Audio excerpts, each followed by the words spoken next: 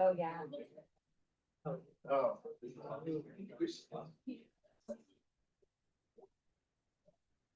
I'd like to call to order a meeting of the Healdsburg City Council for March 2nd, 2026.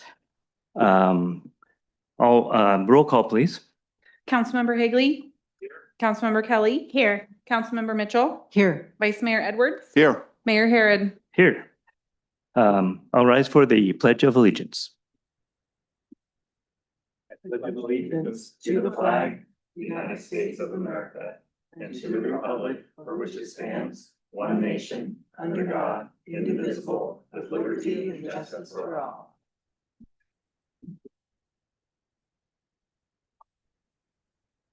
Move to the approve the agenda, please. So moved. Second. All in favor? Aye. Any opposed? The agenda is approved. There was no closed session to report on, so we'll move on to announcements and presentations. Our first presentation is a proclamation recognizing March 26th as Red Cross Month with Councilmember Evelyn Mitchell. Thank you, Mayor.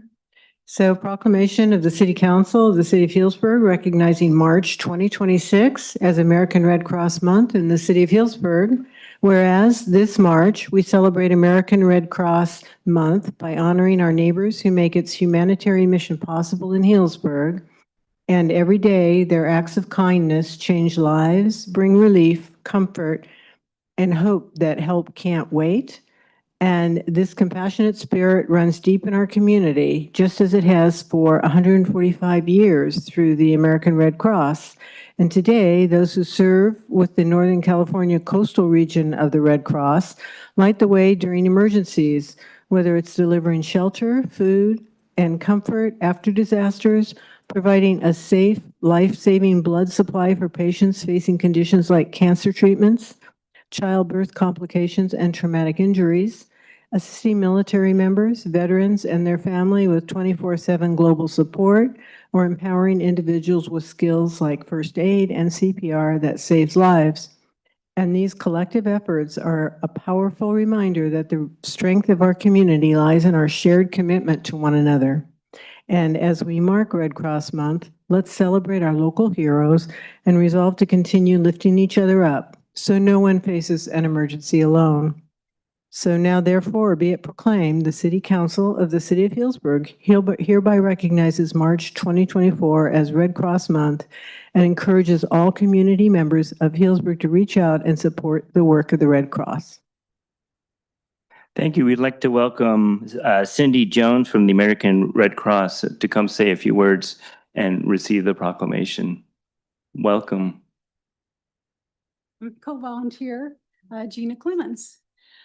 We really, you took away everything away. If you could stand a little closer to the microphone, please. Sorry. No problem. You kind of said my whole speech, so I don't have to say a whole lot, which is great. So my name is Cindy Jones, and I actually joined the Red Cross during 9/11 and went to New Jersey. I'm a retired nurse, and my friend Gina here, co-volunteer, is also a retired nurse. And so we do what's called disaster health services for the American Red Cross.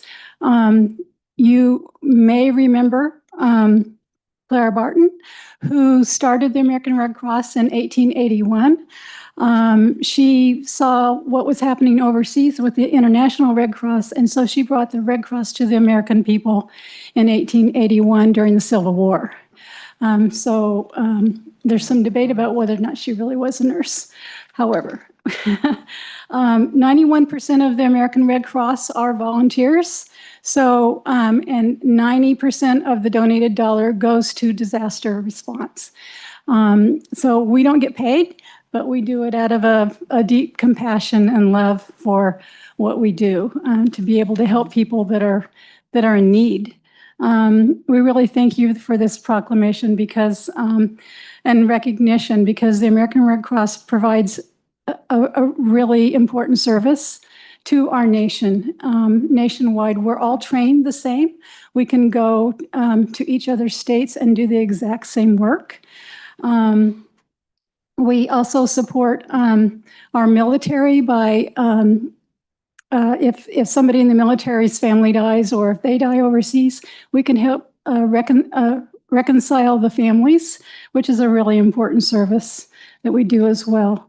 We are mandated by the United States government to provide this service. And again, it is free to the American people. So we rely on you, the community, to step up and volunteer, to step up and donate.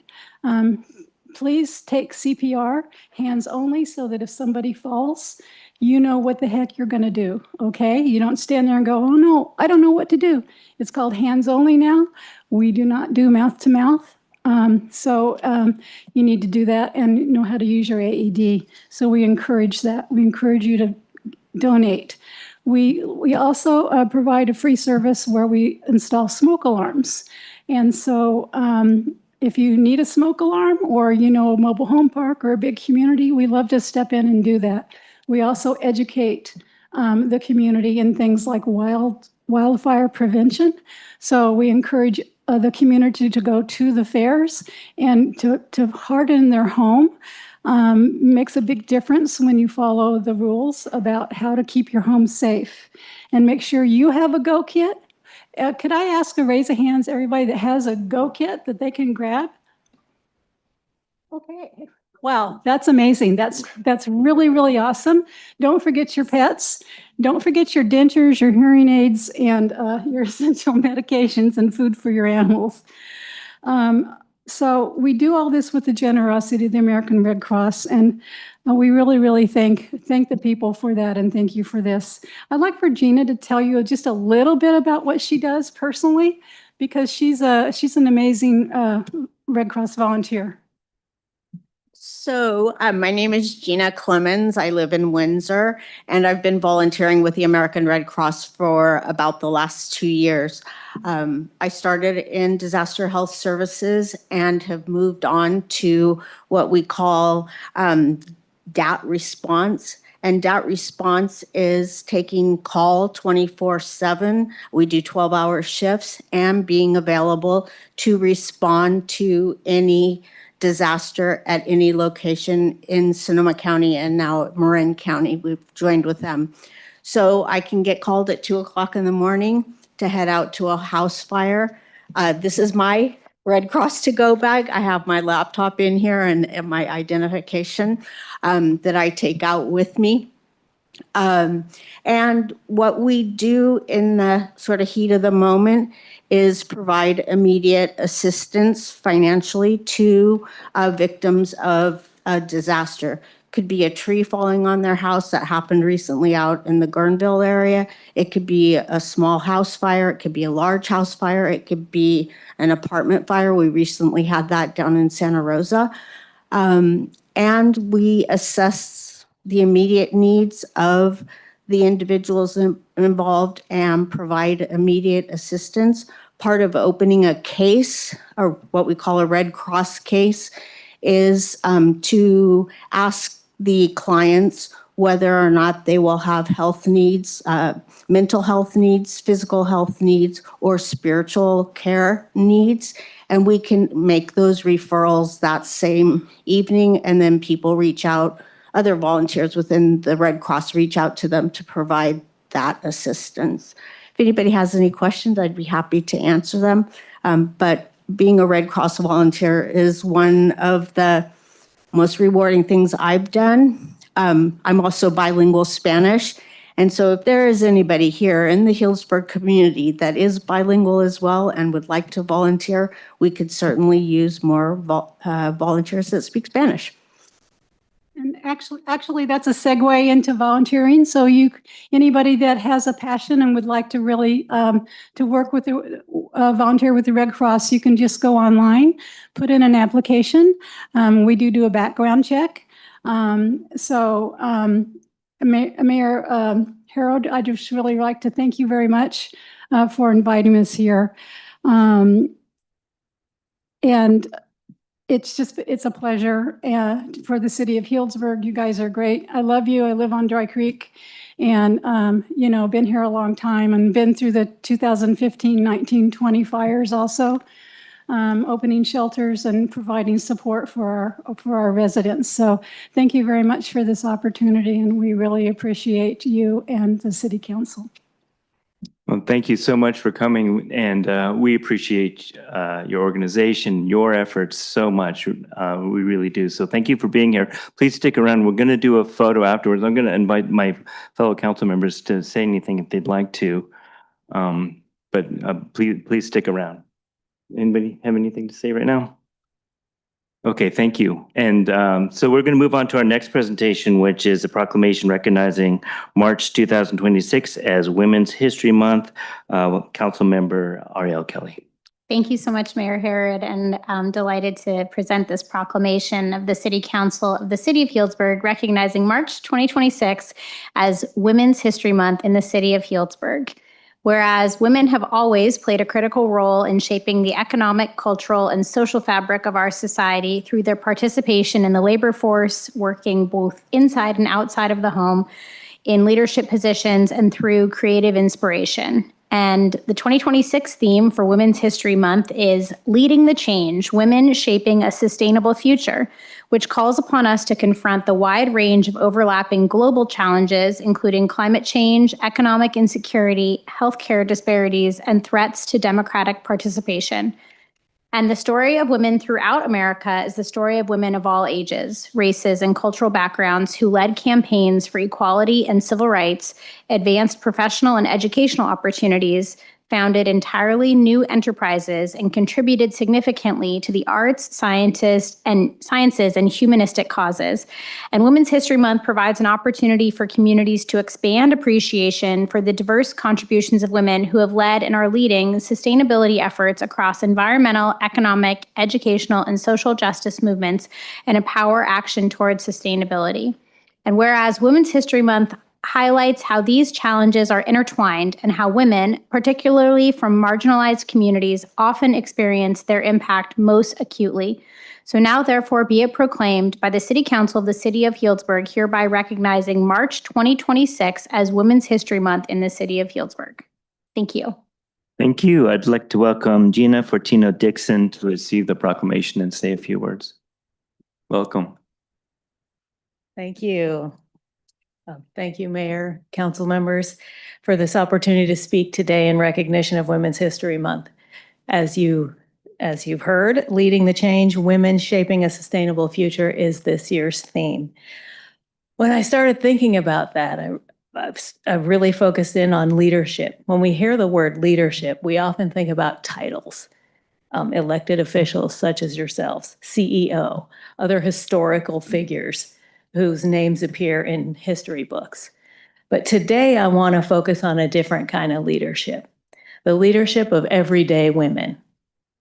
The mother who organizes her neighbors during wildfire season, the teacher who mentors first-generation students after school, the nurse who notices a patient struggling and takes the extra step to connect them, the small business owner who hires local and creates opportunities, the volunteer who quietly fills backpacks with food on the weekends.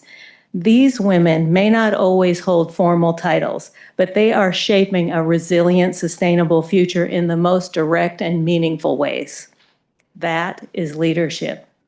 Boots on the ground, hearts in the classroom, in PTA meetings, in boardrooms, in organizations, places of worship, union halls, clinics, kitchens, and community centers. Look around you in any given situation, and you will see examples of this kind of leadership. Women frequently carry multiple responsibilities as professionals, caregivers, community advocates, and mentors.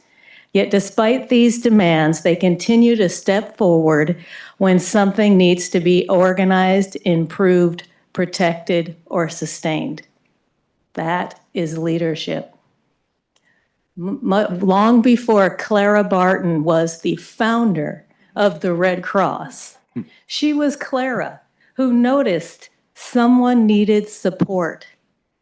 And that first step, that regular everyday woman, is now recognized across the world.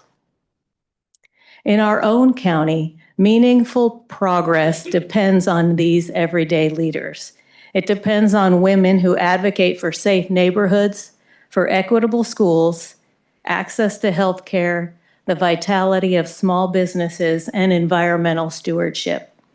It depends on women who raise their hands, sometimes for the first time, to serve on commissions, advisory boards, and community task forces. If we truly want to build a sustainable future, we must recognize and support this everyday leadership.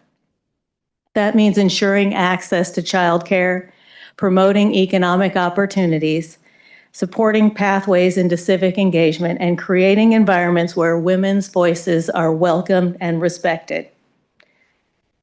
Leadership is not just about being seen. It's about seeing those affected by the decisions that we make. It's about families, fostering opportunities, ensuring public health, and sustaining community trust. To that end, the Commission on the Status of Women has undertaken to give these women a voice. We have now held 3 hearings which purport to offer a voice to women in the community, women with lived experience, women who work in the fields, women who see the effects in their everyday lives, in their neighborhoods, of their friends, and in their community. Our initial hearings topics were unhoused women and girls. We invited persons with lived experience who testified about the personal experiences of being a woman who is living on the streets, alongside service providers who were able to speak to the limitations of resources and access to assistance. In fact, in that room, we were able to connect a woman who was currently living in her vehicle with service providers before she walked out that door. It was a very powerful moment. Our next hearing was on the effects of ICE enforcement on women and families in Sonoma County. There were more than 50 people in the room. And I know your council meetings are much more well attended, but if you can imagine, our commission meetings rarely have one community member in the room. So when 50 showed up and we had to use an overflow room because the fire department would have come and got us for having too many people in the room,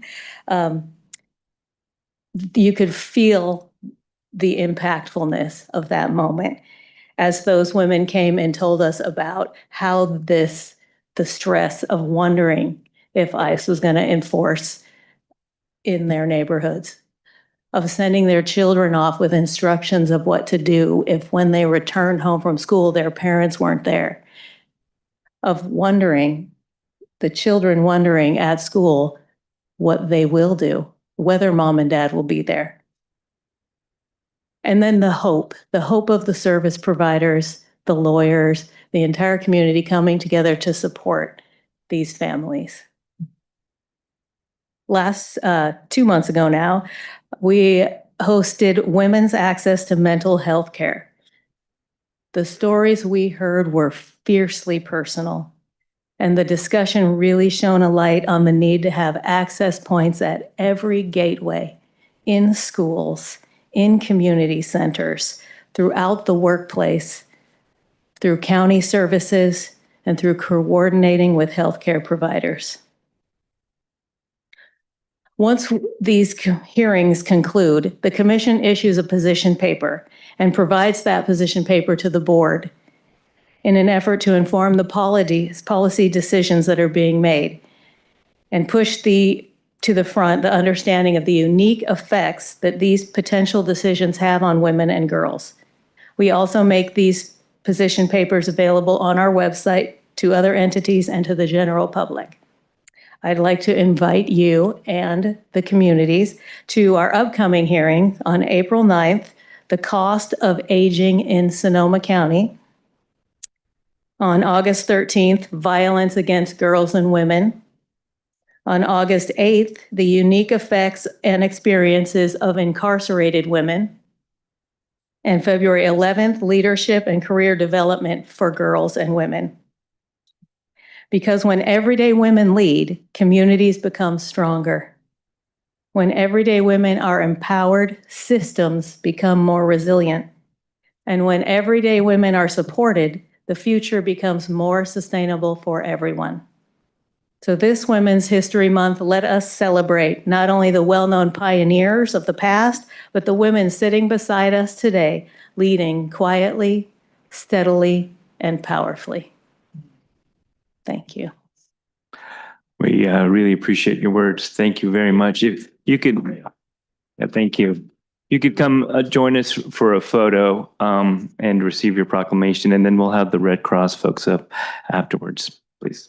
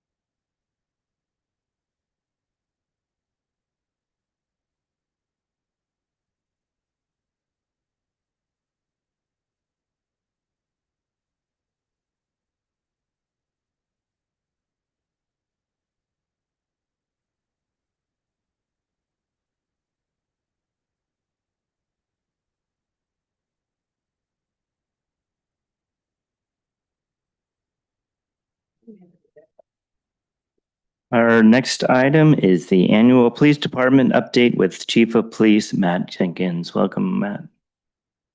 Good evening and thank you.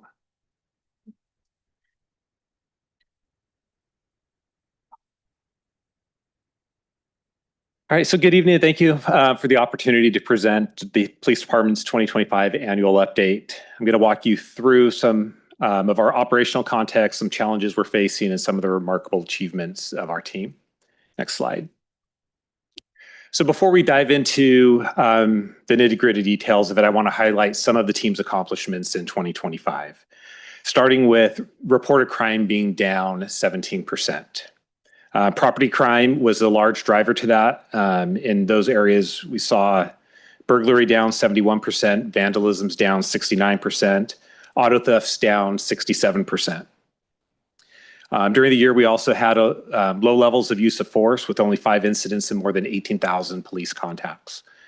Our core team responded to nearly 1,000 calls, with 60% of those handled as a solo clinician. And we've implemented some cutting edge technology, including live in-field translation for our officers. Next slide. So I'm going to begin with an overview of some key operational statistics for 2025. They kind of tell the story of the department managing a significant workload and complexity, with a little over 18,000 incidents handled, just shy of 600 arrests, and again, over those almost 1,000 core team calls for service. Dispatch answered nearly 20,000 phone calls, with 2,600 of those being 911 emergency phone calls. Our records department submitted over 460 cases to the district attorney's office for prosecution. And on average, our dispatch team was processing over 40 discovery requests per month. And that includes having to process all the radio traffic, the 911 calls coming in, body worn cameras, and getting those to the DA or other private attorneys for prosecution purposes. But to truly understand what these numbers mean, and let me back up. The green arrow going up means it's higher than last year, and the red arrows mean is down from the previous year. And that's just contextual over 1 year over time. But to really understand what these numbers represent and what these accomplishments really mean from the previous slide, I want to talk about the team that achieved them. Next slide, please.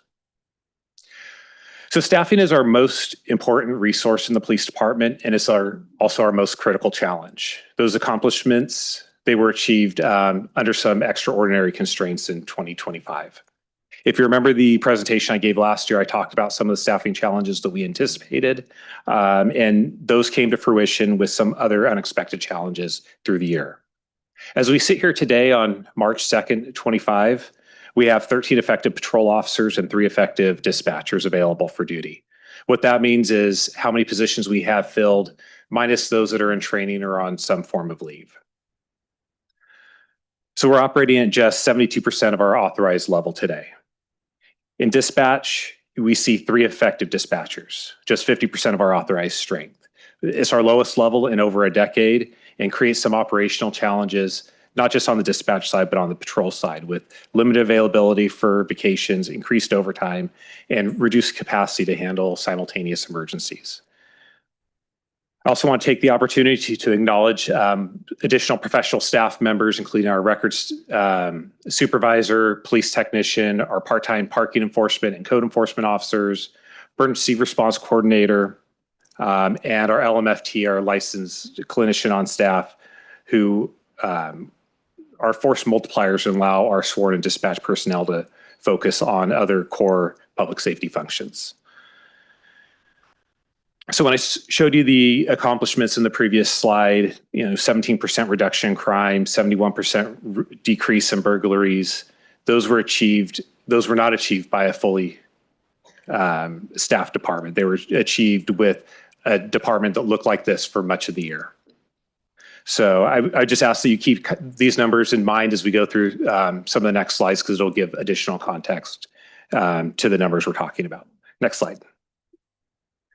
So with that, we're going to talk about our first measure of performance, which is response times, and particularly response times to life-threatening emergencies, or our priority 1 calls for service. These are those that require immediate response to protect people from life-threatening situations or other emergencies. Things like crimes in progress, active violence, or medical emergencies requiring a police response. In 2025, priority 1 response times was 3 minutes and 51 seconds. That's up from 2024's response time for priority 1s of 2 minutes and 57 seconds. So we saw a 54-second increase in that time. But I just want to note too that 2024 had the best response time we've seen in many years. But I also want to emphasize that we also maintained an under 4-minute response time in light of some of the staffing challenges we had both on patrol and in the dispatch side. I think maintaining this level of service under these conditions demonstrates some exceptional dedication and efficiency of our officers and dispatchers. And to put it into perspective, we're handling more significant calls for service with fewer resources, and yet we're still getting officers to life-threatening emergencies in less than 4 minutes. Next slide. So we're going to walk through some incident trends, starting with both officer-initiated incidents, which are those that start with an officer just out on patrol, and then calls for service. Those are the ones that are coming in from the community. From 2020 to 2024, we saw a steady increase in the total incidents, peaking at over 21,000 last year, a 58% increase over a 4-year period. Last year, we saw a decrease, as you can see, down to just over 18,000 calls for incidents, calls for service and officer-initiated incidents combined, which is a 14% decrease from 2024. Again, it's still higher than where we were in previous years and the 2020 baseline that we're looking at here. The decrease is really twofold. First, it's a reduction in crime, which we'll talk about in a little bit more detail, but it's also the reality of reduced officer-initiated activity due to the lower staffing levels. With fewer officers available out on the street conducting patrol, the less capacity there is for some of the proactive enforcement activities such as traffic stops, warrant service, field-initiated investigations. And these types of incidents have historically represented a significant portion of our total incident count, as you can see by the green up there. Next slide. So this slide breaks down calls for service, those that are coming into the dispatch center from the community by major service categories, showing where our resources are being deployed and kind of the breadth of responsibilities that officers are handling every day. You'll see that it's kind of a mustardy yellow color up there spiking last year. Those are 911 calls. And that's not saying that the 911 call, there are only 700 911 calls. Those are the calls that are dispoed out at the end as a 911 related call. Those could be pocket dials, missed dials, things along those lines that don't get categorized into some other type of incident. So we saw those go up last year. But we are seeing alarms go down and some of the other categories there. But one thing that to point out here is we are seeing areas.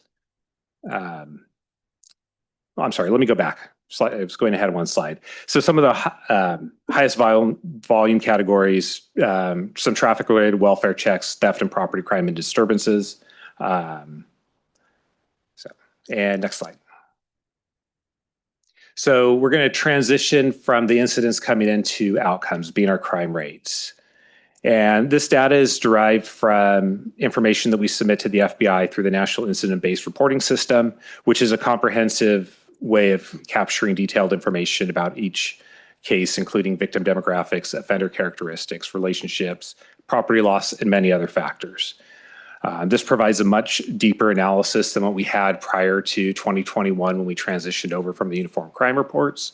So as we look at these numbers, 2022 and on, we can look at comparables. Before 21, we're really looking at categories that are somewhat overlap, but are not necessarily 100% comparable, but it's there for historical context. I'm pleased to share that our crime stats, as I told you at the beginning of the presentation, were down nearly 17%. And again, this has happened while we're operating at a reduced reduced staffing level. Property crimes showed particularly dramatic decrease, my apologies. Violent crime remains rare in Healdsburg. Robberies decreased 33%, down to just 2 incidents. Forcible sex offenses decreased 29%. Now, some of these are very small numbers that we deal with in Healdsburg, but they still represent reductions nonetheless that are worthy of pointing out. One area that we have seen an increase on last year were assault offenses, which increased 24%, going from 98 to 122 overall incidents. We're still looking into what might be the underlying cause of these increases. Some of possibilities are just the broader categorizations of assault offenses under reporting conditions today. And so we're trying to see what the driver of those are and assessing whether it reflects the actual increase in violent crimes, improved victim reporting of crime, or just, again, the changes in categorization under NIBRS. Next slide, please.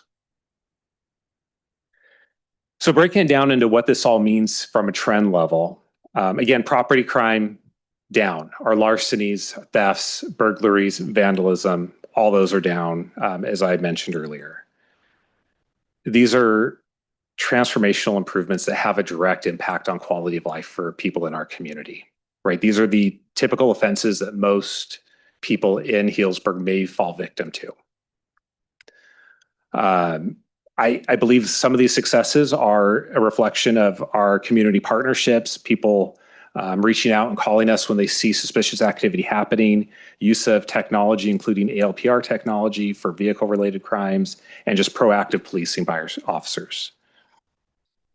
We saw weapon law violations decrease 37% last year over the previous year. And it's worth noting that weapon violations are often discovered during traffic stops and other initiated contacts. So reduced staffing can have an impact on some of those statistics, as well as some other crimes against society, such as liquor law violations, as well as narcotics violations.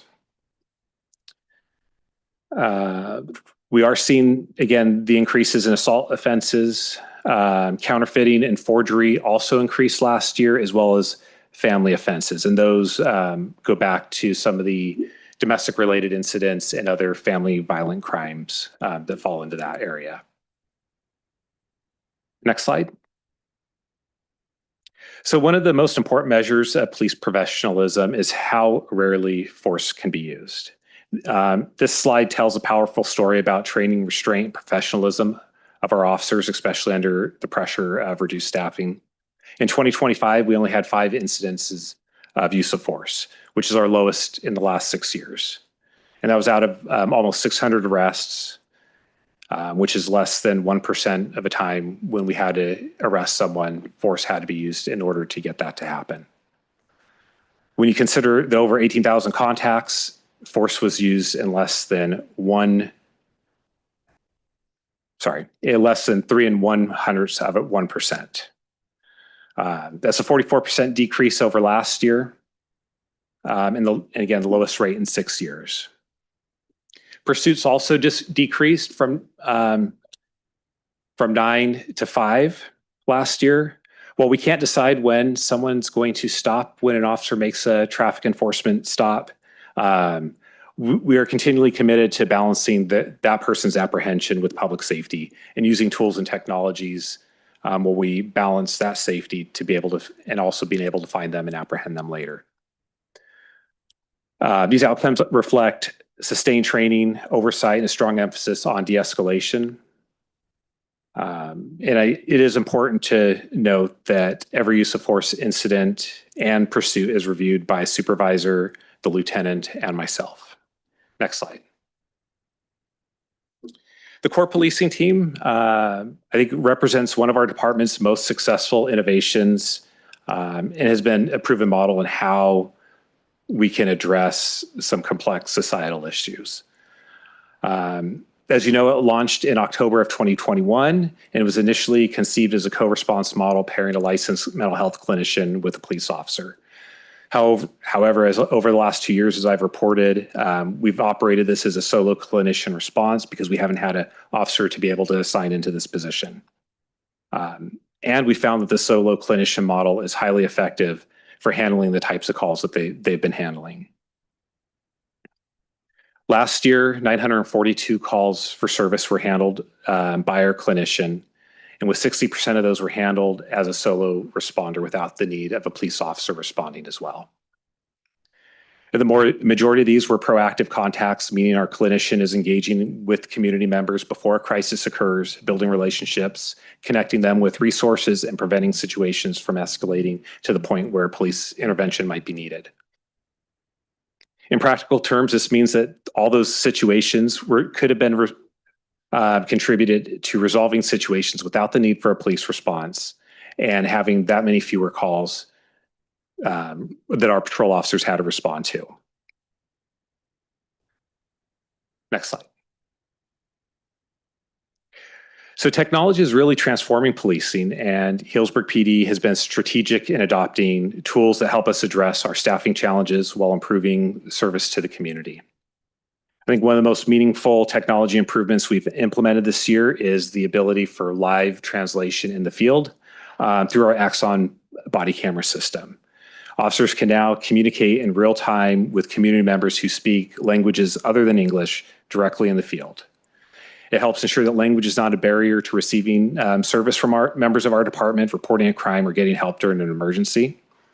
And we've also implemented similar technology in our police department lobby, improving accessibility and making our services more inclusive for the entire community. This technology in the field is delivered through the same body camera platform that our officers use to record their interactions daily. And it's also providing an opportunity for us to do a pilot program with AI-assisted report writing. In addition to capturing incident details, the system can assist officers in drafting initial reports based on recorded information, saving valuable time and resources for the officers as they prepare their reports. We implemented this in conjunction with the live translation in response to some of the staffing constraints. And we're going to be evaluating its effectiveness and accuracy. If it continues to be positive, this tool could help reduce administrative time and return valuable hours to patrol and community engagement, serving as a practical force multiplier for our staff. I also want to take the opportunity to briefly address how our department uses technology responsibly and effectively, and some areas that we are committed to. First is public safety. We look at leveraging technology to solve and prevent crime, to make the community safer through data-driven approaches and modern investigative tools. We maintain strict limits on privacy protections on who can access the data and how it's used. We have public access to data usage in our policies on our website and via transparency portals,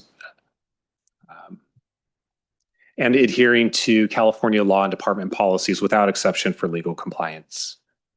We see technology as a tool, though, not a solution. It only works when we pair it with accountability, community trust, and constitutional policing. We're committed to all three of these. And technology helps our reduced staff work smarter, but it doesn't replace the need to have them out there doing the real work behind the police work. Next slide. Our automated license plate reader is one of those technology platforms that we've used and have been using since January 2023.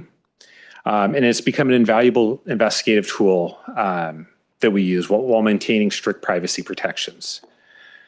I know there's been some reports out in the media that have raised legitimate questions about automated license plate readers and the technology, questions about data sharing, federal access, immigration enforcement use with those, and privacy protections.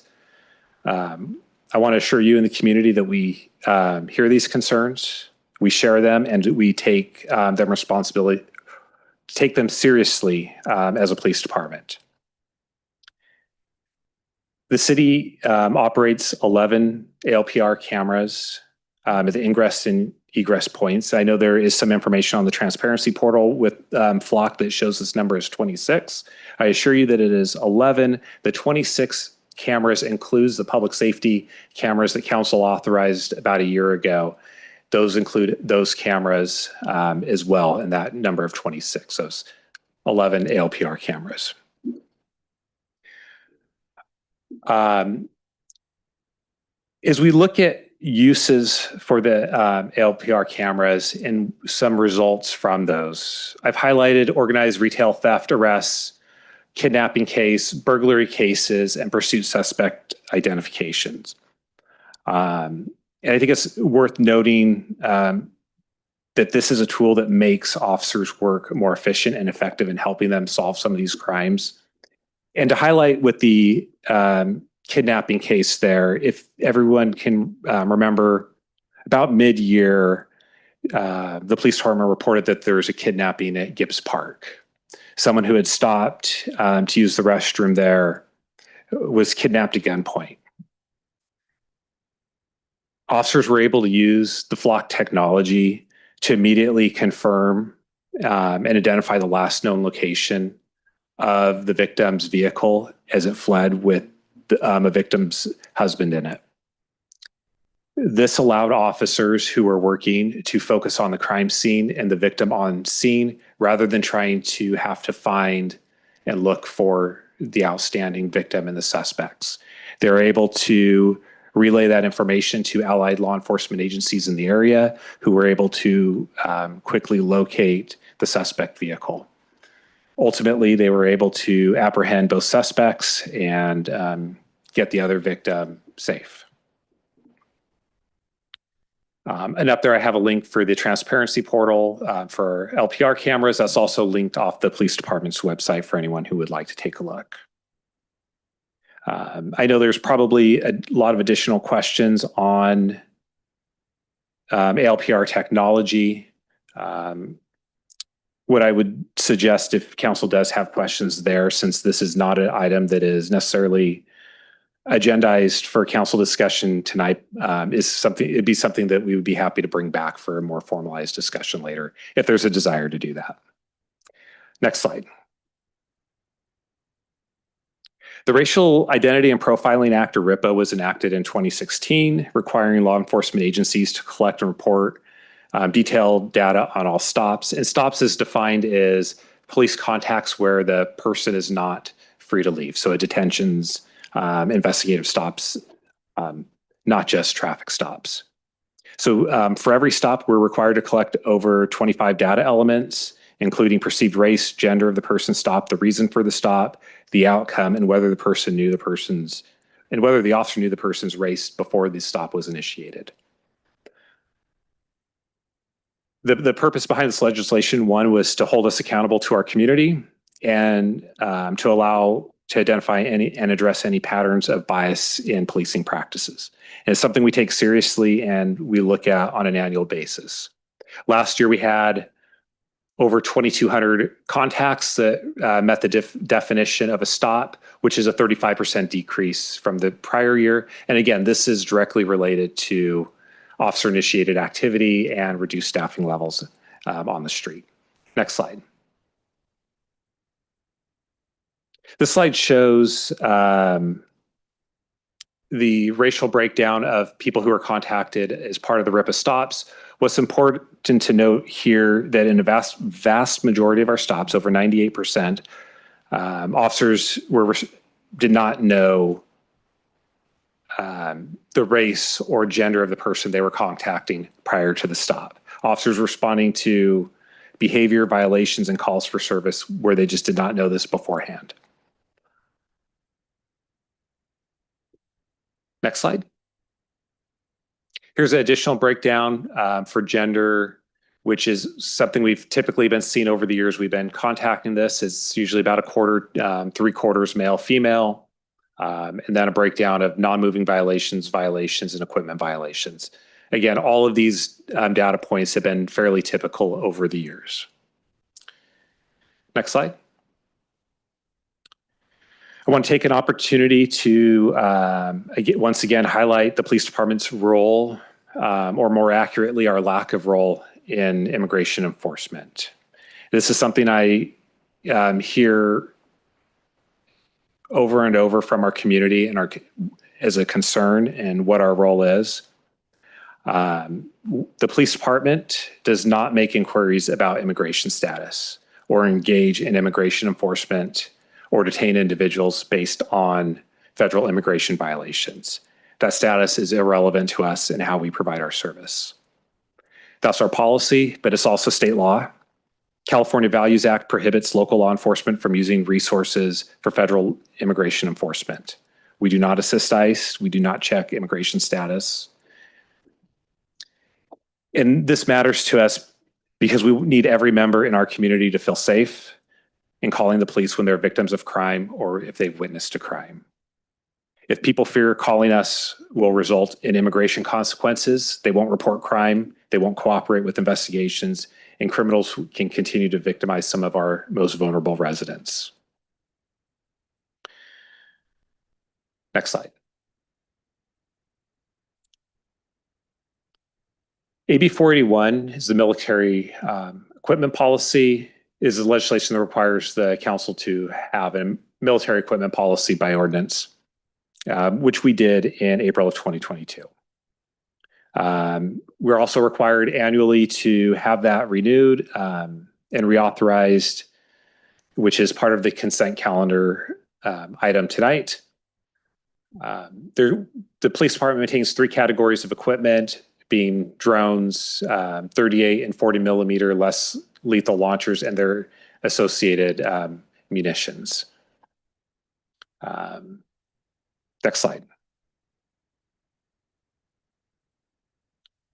Community engagement is something that we remain committed to and continue to build positive relationships with all of those that we serve. Our officers participate in a variety of programs, including the Healdsburg High School Internship Program, which gives students a hands-on exposure to a career in law enforcement. We also partner with the high school with Skills USA on both CSI and criminal justice programs that they offer there. We work with Sonoma State and Santa Rosa Junior College Public Safety Training Centers to develop a pipeline for the next generation of our officers. We participate in the Special Olympics Torch Run, Toys for Tots, conduct school presentations, the Senior Appreciation Dinner, National Night Out, Coffee with Cops, among many others. And this does not take into account the countless volunteer hours outside of their official capacity the members of our departments engage in throughout this community. These programs matter to us. They help us build trust, and they show our community that we're not just enforcers. We're part of the neighborhood. We're mentors. We're partners. Next slide. So beyond day-to-day policing in our department, we have emergency management, which is led by our emergency manager. And this plays a critical role in the city's emergency management and disaster preparedness. We didn't have any major emergencies last year or natural disasters, but that's just one side of emergency management. That's on the response side. Before that, we still have mitigation and preparation, and that's where our emergency manager spends a lot of their time. And in this past year, that included updating our local hazard mitigation plan, which you all saw, working on the utility wildfire mitigation plan, the wildfire annex are just some of those plans that got updated. We also work on conducting ongoing staff training for emergency response, making sure that we engage in community outreach to ensure that residents are prepared for emergencies. And given our location in wildfire country and earthquake zones and flood areas, this work is essential to our community resilience. Next slide. So let's bring this full circle and re-highlight some of these major accomplishments that we've had. Again, lows in use of force, only 5 incidents representing 0.03% of all of our police contacts, the lowest in 6 years. Reduced overall crime by nearly 17% last year with dramatic reductions in property crimes.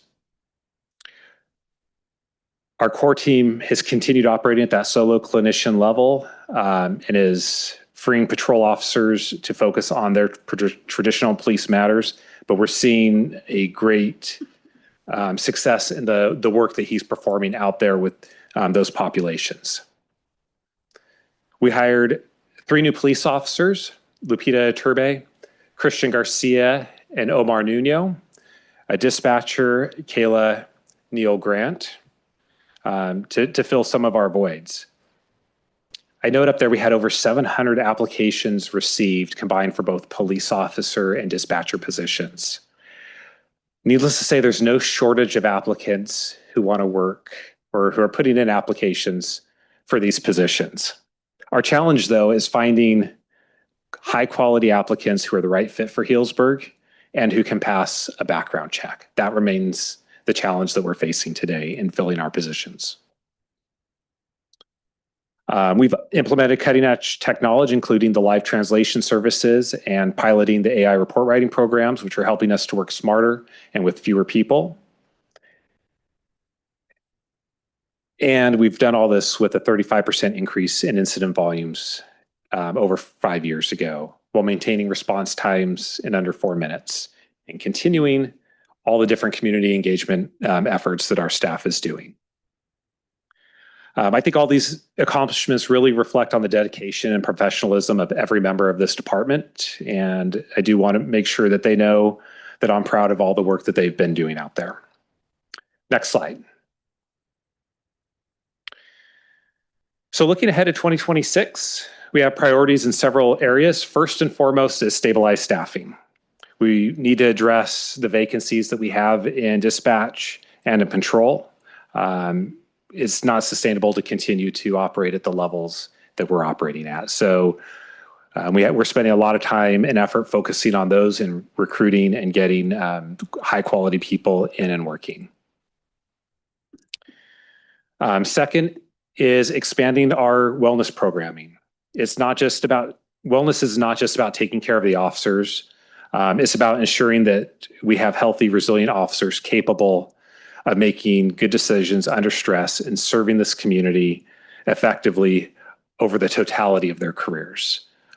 Hopefully those are long careers here with the Healdsburg Police Department. We're prioritizing mental health resources, peer support, physical fitness, and work-life balance for all of our personnel. Next is leveraging technology. Based on the results of our pilot programs, we'll determine whether to expand that capability. And we're also going to be exploring additional tools that we can have to improve efficiency. So every hour that we save from doing some of those administrative tasks frees up time to be out there patrolling the streets and providing additional safety for our community. And next is operational excellence. We're going to be working with Post on conducting a management study to evaluate our organizational structure and staffing model to ensure that we're positioned to meet current and future demands of our community. And then we're also going to explore possibly accreditation to formalize our commitment to professional standards and best practices. And finally, while it's not up there, is to maintain and continue community engagement. We want to build upon the current outreach efforts that we have ongoing and continue to look for new opportunities for positive police community interactions. And with that, thank you for your time and happy to answer any questions that you might have. Great. Thank you for that excellent report. Before we go to public comment and council comments and questions, I'd like to just address your offer to return to the license plate reader question. I know there's a lot of questions in the community. I've heard them. I have questions myself, and I think they're all worth addressing. And I think we probably need more time to stretch out and do that. And I think the public would appreciate that opportunity as well. But before we do that, I need to check with the council to see if we have some agreement in bringing that back on a future agenda. So I'll start with Councilmember Hagley. You don't want to? Okay. Councilmember Mitchell? I'm not really sure if I think that's appropriate. I think maybe more reporting potentially versus that discussion about that. We've had many discussions about the camera system, and I think what Chief Jenkins has told us tonight makes me feel pretty comfortable with the way they're using the information. So I'm kind of a no, I think, on that one. Okay. Councilmember Kelly? I'm happy to bring back the conversation for a future discussion, just so that we can have a dialogue that's focused about it, especially for members of the community who've raised concerns to us about some of the privacy issues happening in other communities and data sharing happening in other communities. I have high confidence that that is not happening here because of the way that we set up the program and some of the constraints that we put on it in terms of how much the department is sharing with whom and how long are they retaining that information for and who can access it. But that information, it sounds like, is not clear to our community. And so I want to make sure that what my understanding is of it is accurate, that we don't have some of these data issues that are happening in other communities that are other agencies are using them, or they're tracking people for things that are not crimes, but vendettas, weird things that are inappropriate for use. So I would be happy to have the conversation to ensure that those constraints are still in place and that the department can have an opportunity to answer those questions from the community. I know we've had those meetings and we didn't have a lot of people show up for them, but now that these systems have been out there for a while, it sounds like some other cities are flying fast and loose with the rules and other communities are having some big problems. So I'm glad we're not having those problems here. And that kind of recaps a lot of the questions that I'm hearing from the community. Vice Mayor Edwards. Yeah, I want to separate clearly that I have no doubts on how our police department is handling it. It is the overall big picture that there are questions and that I have, because that was something that was very important to me when I was running for office the first time. I've been in touch with Chief Jenkins on this, and it seems that there are just issues that are coming up that I think that we need to address some of these new things to kind of bring us in line with other departments in the county. And I was thinking maybe goal setting would be a time to have a conversation, not necessarily an agendized item, but where we can go into this a little deeper and maybe set some issues, because as Councilwoman Kelly brought up, there are some serious questions in the community. Flock is not doing any good in answering those questions. And by us not addressing them, it kind of leaves it out there that it's floating. And so I think until we actually take some time and address this for our community to know that we do care and have questions about this. But it sounds like you're in favor of bringing this back, though. I'm not sure that we need to run it through the goal setting process to do that.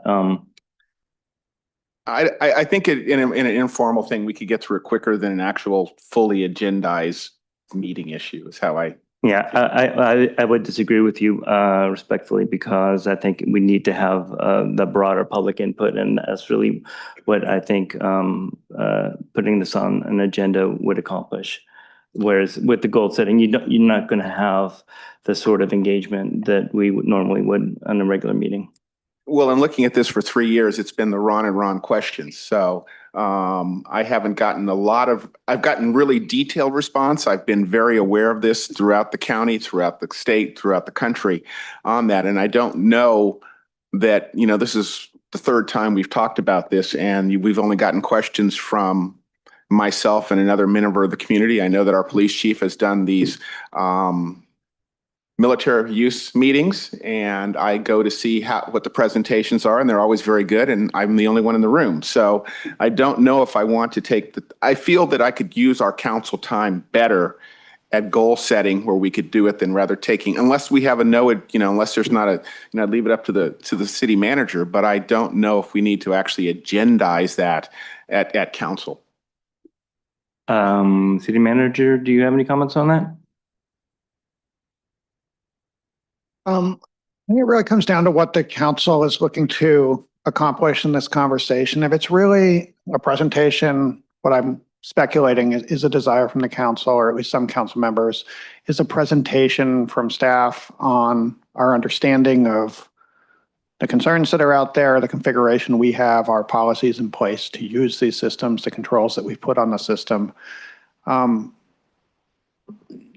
me, that's probably more of a conversation than an action item or a project that typically goes on goal setting. So I think we'd be comfortable with that context. I think if the council wants to, putting it on a regular agenda, just kind of providing an update and giving you all a chance to ask questions, giving the community a chance to ask questions. I think something Chief Jenkins said is important. Obviously, you can ask questions right now tonight, and we welcome that. But as we've gotten indications that there might be a lot of questions, we didn't agendize this item on that topic. And out of fairness then to the community, if we're going to go down that road, we recommend doing so. With that in mind, I think a council meeting would make sense if that's the direction of the council, just so we can put it out there on the agenda, and anybody who's interested can join us or tune in. Vice Mayor? Yeah, I would just like to say, out of all of the 3 hours I've spent diving into this, it boiled down to 4 questions for me, which is why I didn't feel that it needed to be. It's not a huge issue. It's just a quick kind of thing. But however you see us going through it to get that information out to the public, I'll follow your lead. Thank you. I think that if we have it as a separate agenda item, you will get more of the public comment. Right now, it's frankly buried in the police report, which, I mean, it's a good place for it to be, and we appreciate the opportunity to ask these questions, but I think the community would appreciate having it on an agenda in the future. So I think we have the support to do that, unless anybody has any others comments. Okay. Thank you. Appreciate. Councilmember Mitchell just said she has not changed her mind, and I think that's true from Councilmember Hagley. So thank you for that. But we will bring that back. But let's move forward then, and I'd like to open up to public comment at this time. Does anybody like to speak? No, this is not for non-agenda items. This is for the police report.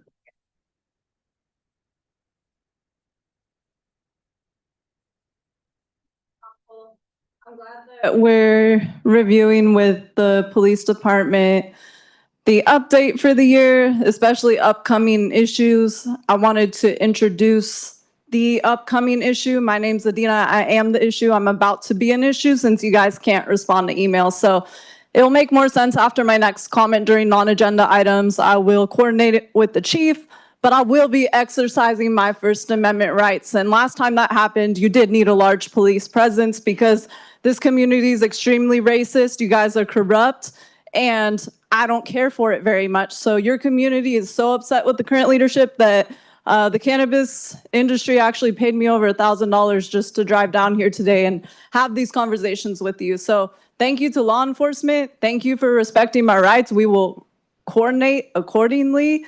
But yeah, you guys are going to hear what I have to say since you can't respond to emails. So God bless you. Thank you so much. Ariel, I hope you find Christ.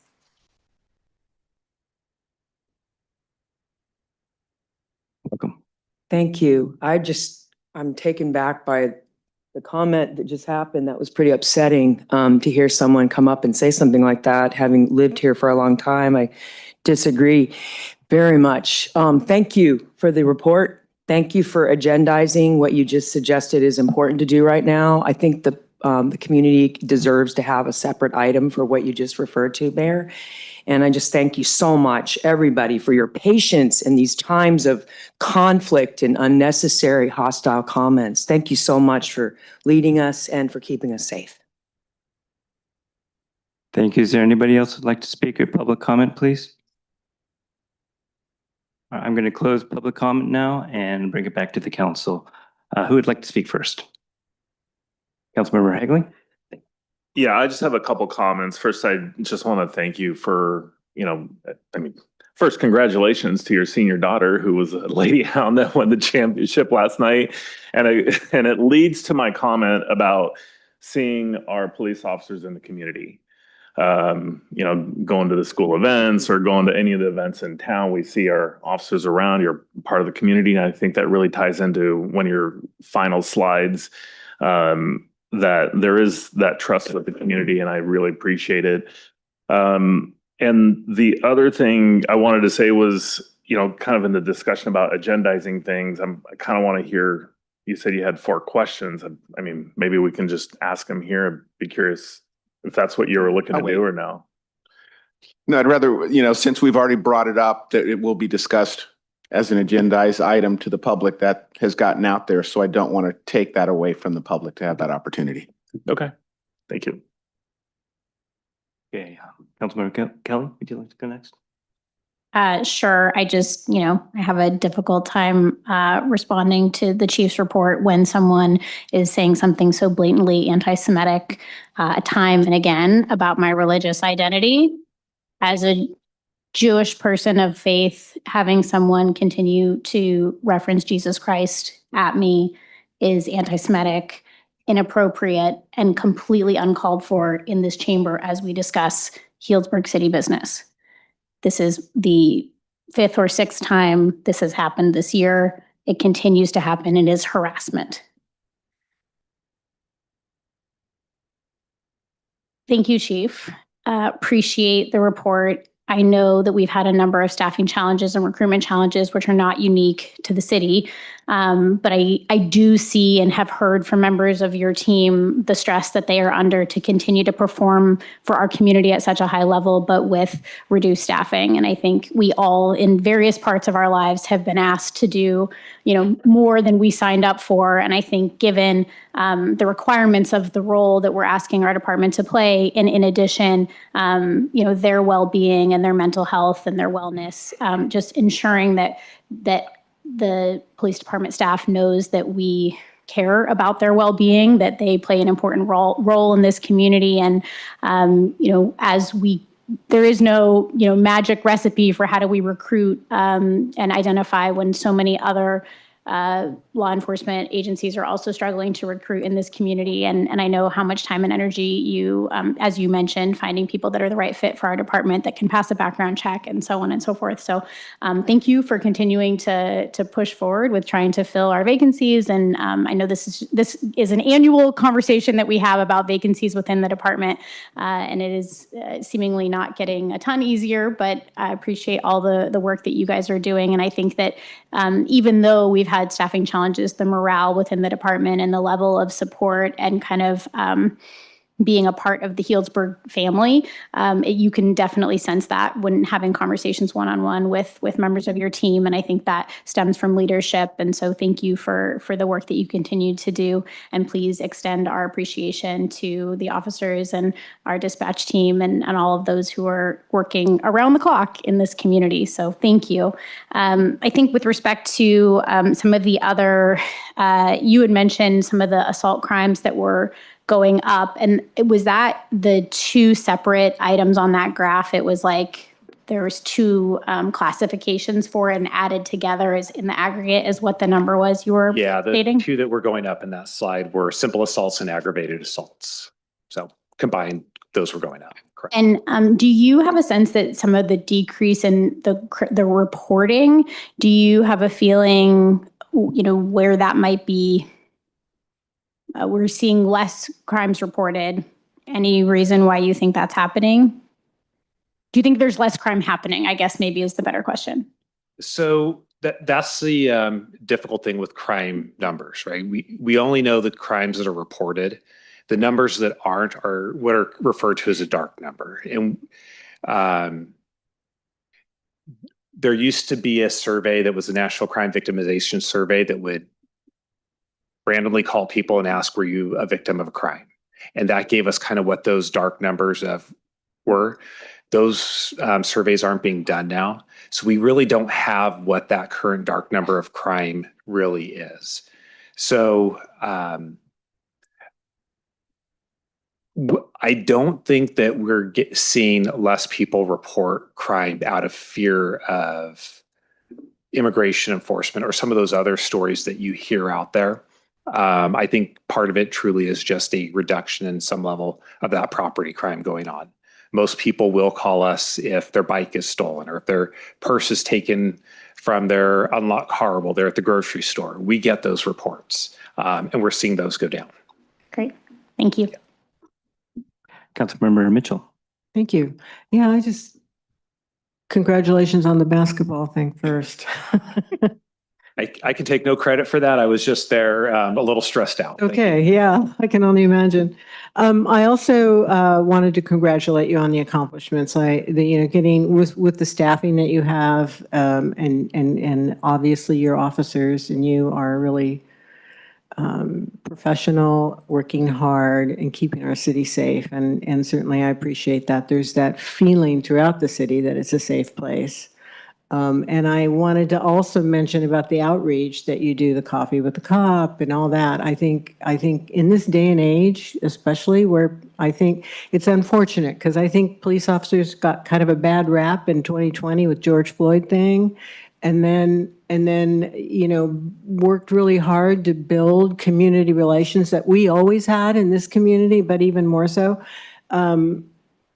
And now people are afraid again. And I appreciate all the efforts that you're putting forth for our community to feel safe, to make the call if they're in trouble. I think that's critical. And I appreciate that. I wanted to ask about the core team. We've got one, that's Jeff McGee, right? Yeah, I know we call it a team, but sometimes a team can be one. Yeah. It was conceived as a team. How about that? He works like a team, right? does. Yeah. So do you, and the kind of calls he gets, he's got over 500 or something service calls. How is it possible that he can manage all of that? So he's busy. It's a lot of proactive contacts throughout the day, right? His day is responding to some of those calls that come in, but as you saw, a majority of them are the proactive contacts of him being out there in the areas of the community with people who are experiencing homeless or mental health crises, and just going and having the conversations with them, checking in with them, seeing if they need services. So he's really busy doing a lot of that stuff on a day-to-day basis, which really becomes beneficial when those crisis situations happens, because he's already built the rapport with those members of the community, so he can show up and diffuse situations or even step in before police response is required. That's awesome. Thank you for that. The other thing is about the staffing. I think it's interesting that you could get over 700 applicants, but they don't, I mean, what's happening there? Why aren't they qualifying? There's a lot of reasons that factor into that. I give a lot of credit to Lieutenant Rodriguez, who's somewhere in the audience behind me. He sifts through those applications, schedules a lot of interviews, and our staff that sits in on those interviews on a regular basis. Some is people not understanding what the job is. Some of it is they don't have what we believe are the skills necessary to do the job effectively or do the job effectively here in Healdsburg. We've put a lot of people into background, and only a fraction of those are being successful in completing the background for a number of reasons. As Councilmember Kelly said, this isn't the staffing is not unique to Healdsburg. It's something that is across the state. But one thing I'm not willing to compromise on is the quality of applicants that we are looking to hire. That does make it more difficult, as we are seeing it sometimes harder and harder to find people who have backgrounds that are compatible with the line of work that we're doing. But again, we do not want to compromise on that. And I appreciate that. You don't want to lower your standards at all to hire someone just to fill a position. I understand. But you have filled several in the last several months, right? We have. So that's good. So congratulations on that. Thank you again. Yes, thank you. Appreciate it. Vice Mayor Edwards. Yeah, I wanted to say kind of the hidden gem in that whole report was the 700 applicants, which in this day and age for a police force is just amazing that you've created a team, an environment that people want to be a part of, even though they may not have all the skills available. I don't know if you have a little cheat sheet you could put that if you're considering a future in Healdsburg law enforcement, you might consider this path of education or these skill sets, and that not all laws you can participate in California and still have all job positions. That's why we really try and do that outreach at starting at elementary school level all the way up, is so we can have those conversations when they're young and they still have time to show up to class and do well and all those things that they should be doing if they want to get into law enforcement. All right. Yeah, I just wanted to thank you and recognize that because I know a lot of departments can't find recruits. So it's nice that we have an abundance. So it says a lot about our city and your department, what you're doing. Thank you. Thank you, everybody. Great comments and questions. As I think some of you know, I finally took up the offer to do a ride along with the police department, and I'm so glad I did. The timing is great because it's just adjacent to your report, and I just wanted to share a few of my takeaways from that experience. One was that our police officers work really hard.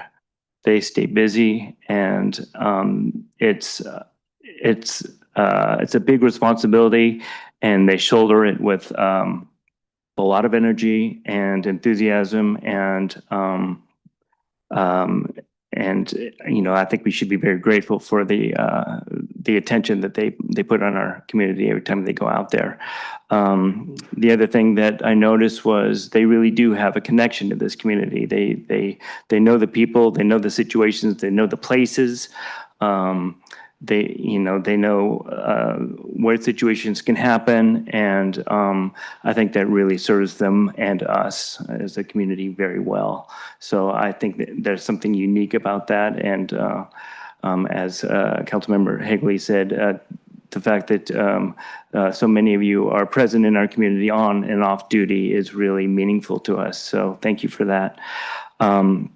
The other thing is that it's a dangerous and serious job, and I don't want to lose sight of that, and just want to share my gratitude for you. You know, we see exciting reports of somebody who was pulled over with guns and drugs and a history, and we know that any one of those situations could have become a very dark one, and so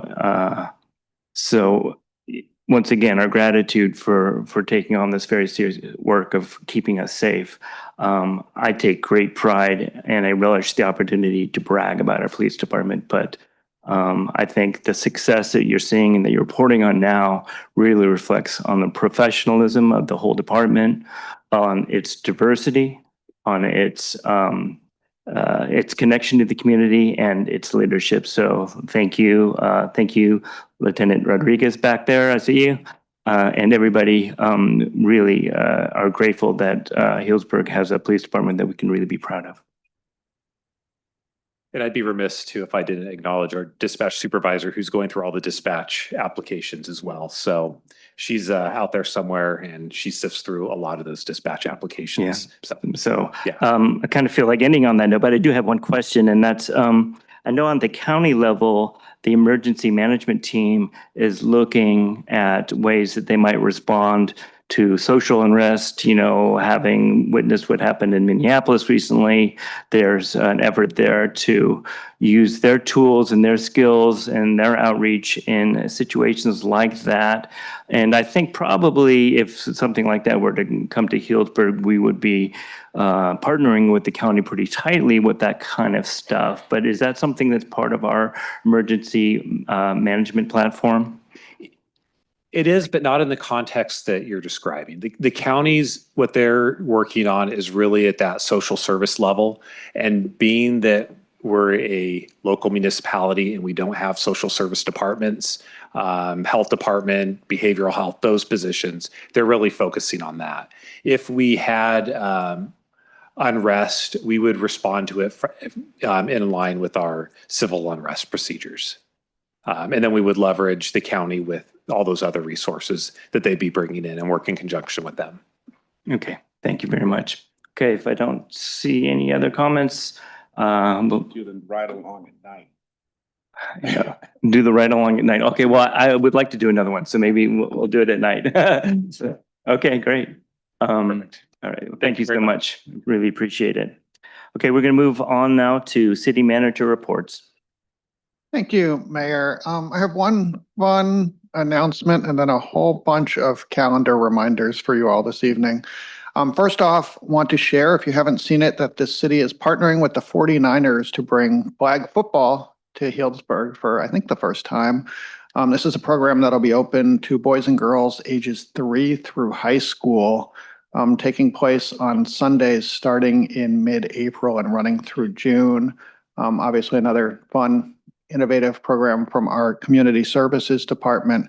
And there will be an informational meeting on that this coming Wednesday at 6 o'clock at the community center if people are interested. But I'm sure we'll be putting out lots of information that helps people participate if they would like to. So that's both an event coming up and I hope a good announcement. We have a lot of events coming. We're in a little bit of a winter quiet period over the next few weeks. So in addition to the info meeting on flag football, we have 2 budget outreach meetings this week, both at the community center at 6 o'clock. Tomorrow will be the meeting in Spanish. Wednesday will be the meeting in English. If you're tracking all of these, that means if you want to attend the flag football meeting and the budget meeting on Wednesday, unfortunately, you'll have to choose. But there will be opportunities on both fronts for people to get information if they can't make the meetings. Also, a reminder that we have budget outreach tools. They're out in the community right now. Thank you to the mayor for filming a video to help get people engaged and bring people in. We've tried to craft a few different ways that people can participate. One thing we've learned is people might have different appetites for how much detail they want in what's obviously a very complicated process. So we've tried to offer that in different options, depending on how much time they want to spend. So there's a short version and a longer version if people want to dig in. But we hope lots of people will use those tools to provide feedback. And we'll be out in the community with these meetings and some other opportunities, just trying to be with people and get feedback in more informal ways also. So again, we have budget community meetings this week, tomorrow and Wednesday. Other events that are coming up a week from tomorrow, March 10th, will be a community meeting related to the De Luna Multicultural Center concepts. You'll recall that we have an ambitious plan for a lot of improvements to the community center. And our partners, Corazon and the Healthcare Foundation, are joining us to host a meeting to start getting feedback really aimed at how we deliver the next phases of this project, which is something we're eager to move forward with. So that'll be Tuesday, March 10th at 6 p.m. And then that following week, the following Tuesday, the 17th, is St. Patrick's Day. So get ready to get up early and join us at 7 a.m. for the parade. I don't think many need much of an explanation about what that is. Just a reminder that it's coming. The following weekend, March 21st and 22nd, is our opening weekend for the Foley Family Community Pavilion. That will have a pop-up farmers market on Saturday morning, the Vamos Market Saturday afternoon, and the city's Housing and Community Resource Fair that Sunday at noon. So I know this is all too much to keep track of, but rest assured we'll be putting this information out there. And then lastly, one more, that following Monday, the 23rd at I think 5:30, will be a community meeting hosted by SMART about their upcoming construction, bringing the train to Healdsburg. We know there's lots of questions and interest in that. So that will also be at the community center. So I think that's 3 weeks from today. And I think I just reeled off 10 or 11 events. So we hope everybody will have a chance to come out for those things that are of interest. And we look forward to working through this busy season of events. So I'm happy to take any questions. If I messed up any of those dates, I'll try to correct it, but otherwise happy to take your questions. Thank you. Yeah, it's shaping up to be a very busy month, but a very good month. I just want to echo that we are excited and hopeful to get lots of public input on our budget process. So please come to the meeting or use the online tool if you're so inclined. We'd love to hear from you. Anybody have any questions or comments for the city manager? Okay, now moving on to public comments on items on the consent calendar and non-agenda items. This time is set aside to receive comments from the public regarding matters of general interest, not on the agenda, but related to City Council business. Pursuant to the Brown Act, however, the City Council cannot consider any issues or take action on any requests during this comment period. Welcome. Hi, Mayor Herod. My name is Walter Kieser. I'm actually here for the housing trust item, but I'll take this opportunity. I am representing the Russian River Property Owners Association, who has an application before the Local Agency Formation Commission to form a water district in Alexander Valley. Over the past 5 years, we've worked on this with the water agency and have made presentations here at council and also in Cloverdale. We are talking about preserving the water supply to all of the agencies here through the use of a groundwater sustainability agency. But what's missing is representation for the agricultural water users in Alexander Valley. So I'm asking for the city to consider writing a letter of support for this application before LAFCO, and I will submit the template letter to the city manager for your consideration. Okay, thank you. One other thing I would just like to say, I would like to thank Chief Jenkins and his team for the kidnapping case. The kidnapped persons were personal friends of mine, and it was an amazing job of policing. And the machine helped. I just want to make that point, and it's close to me because you're very close friends of mine. It's a very, very tragic thing, but it ended as well as it could because of the work that your police department does. So, thank you very much. Thank you. Next, please. Welcome. Hi, how are you guys? I'm Sarah Pittenger. I know quite a few of you, and I'm here for something kind of fun, and it's about beach volleyball. Sand volleyball in Healdsburg. So it's something, I'm a parent of a 13-year-old and a 16-year-old here in town. And my 13-year-old daughter is really into volleyball and recently started playing beach volleyball for a club down in Santa Rosa called Aloha. And I've just grown to really appreciate the sport. And it's really great for a lot of reasons. One is that it is incredibly good for fitness for teenagers, for adults, for old people. It's really soft on your joints. It's much better than a hard court floor. And it is really great for young women, girls of all ages, especially. I've seen my daughter just get all of this incredible confidence, teamwork, working together with another young woman of her age, strategizing on the court, really gaining confidence, learning to advocate for themselves with referees. So it's just been really, really cool to see. And one thing we don't have in Healdsburg is we don't have sand courts. So we go to Santa Rosa a couple times a week. We play in tournaments now all over Northern California, and we go to Southern California. And it's just the sport is growing a lot in popularity. And in fact, Santa Rosa Junior College just brought a beach volleyball program on board.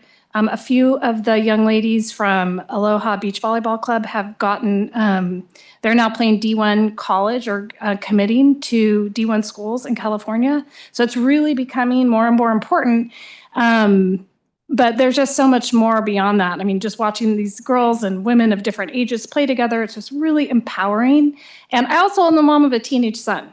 And he would love to play too, and I just really feel the need for a lot of us would love to have more places for teenagers to hang out in Healdsburg. So I was hoping, excuse me, to just lend my vote and that of a lot of other parents that I know that we would really love to have a forecourt sand court in Healdsburg where we can host tournaments where the kids can go out and play, have fun. It's all ages. It's great for middle-aged folks like myself, also for the little ones. So it's just a really lovely thing to have in the community and something. I'm also a winery family.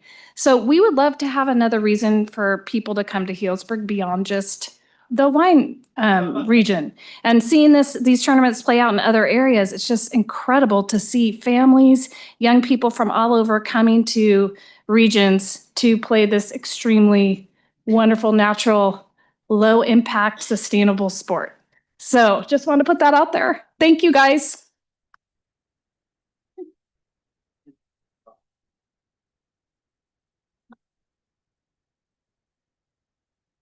Healdsburg City Council is going viral online right now because the cannabis community is livid with you all regarding the selection of permit applicants. And they paid me over $1,000 to be here today to tell you to act right. I want to know why the Fair Political Practices Commission needed to extend now for almost 4 weeks the investigation into the claims I brought forward regarding corruption in the approval process. And I want to backtrack that entire process. So Councilman Edwards, you joined the council in 2022. I'm just communicating. I'd love to have a conversation after. I really like you. I want to support our Black leaders here since your colleague clearly doesn't. So that being said, it's been brought to my attention that your product was not moving in Willits. So you came out here, and then I see that one of the applicants who's running for supervisor, Russell Green, you're endorsing him, I believe. And that's on his Facebook. It's actually screenshotted. I have it. So I want to know what that relationship is because he applied for Cure Wellness out here. And so I want to understand better what was going on in Mendocino County before you came out here because I'm here to advocate for Mercy Wellness. I do buy my weed from them. They have a beautiful lounge. Mr. Brandon Levine is a Jewish man. So I do not appreciate the comments about anti-Semitism. I'm here to speak on the truth. So there is a Jewish mafia that has whole monopoly on the cannabis industry. They're literally connected with Israel. And then there's Jewish individuals who are not a part of that mafia. So Ms. Kelly got, donations from Soulful, violation of the Levine Act. You guys, again, are still under investigation. So Mr. Edwards, it was brought to my attention. I'd love to chat after. A woman, I believe she's Pomo, Sky, and her partner Justin, they're saying that you, Figueroa, and somebody, consultant of yours, basically set them up and took over their business operation. So I don't know what's going on. This is all over Instagram. So I'd really like to have a conversation about it, but I'm trying to make things as transparent as possible. I've sent emails, nobody responds. It's all over the internet. So we need to get answers about this. But when we're talking about marginalized communities, and then we have homegirl Ariel reading that proclamation.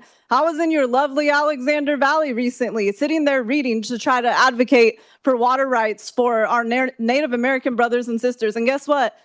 3 deputies came and escorted me out of that building. So I am suing the sheriffs. That was a violation of my rights, racially profiled. I have this racist white woman behind me that's been cackling and wants to support Ariel. So saying to find Jesus, that's not anti-Semitic. That is my faith. So homegirl, I pray for you. You know, like, I pray for you every day. God bless you. I hope you find Jesus because you're lying and you're a thief. And I hope you act right. God bless you.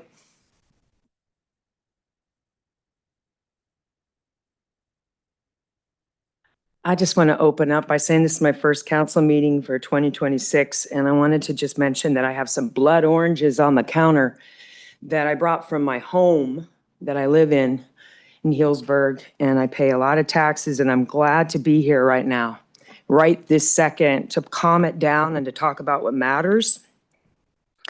And what matters is supporting what we have and to not spend time thinking all that stuff. So I just want to thank you for serving.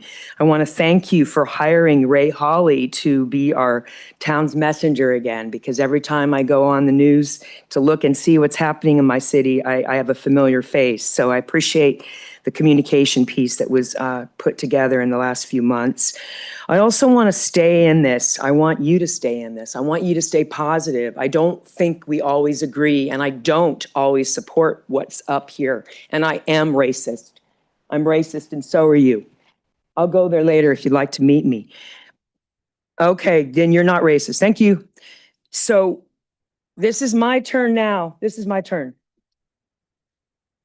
Okay, she was in my home a lot. If you remember, I actually helped her her whole campaign, Skylar Palacios, but thank you. So staying in this, stay in it, despite the strife and the division and the truly unnecessary, inappropriate attacks at you. Just don't do anything but serve where you started from, which is your heart and your soul. And I was up on Fitch Mountain today, and it was wonderful going up there. And I just want to thank everyone for that opportunity to go up to that place and look down.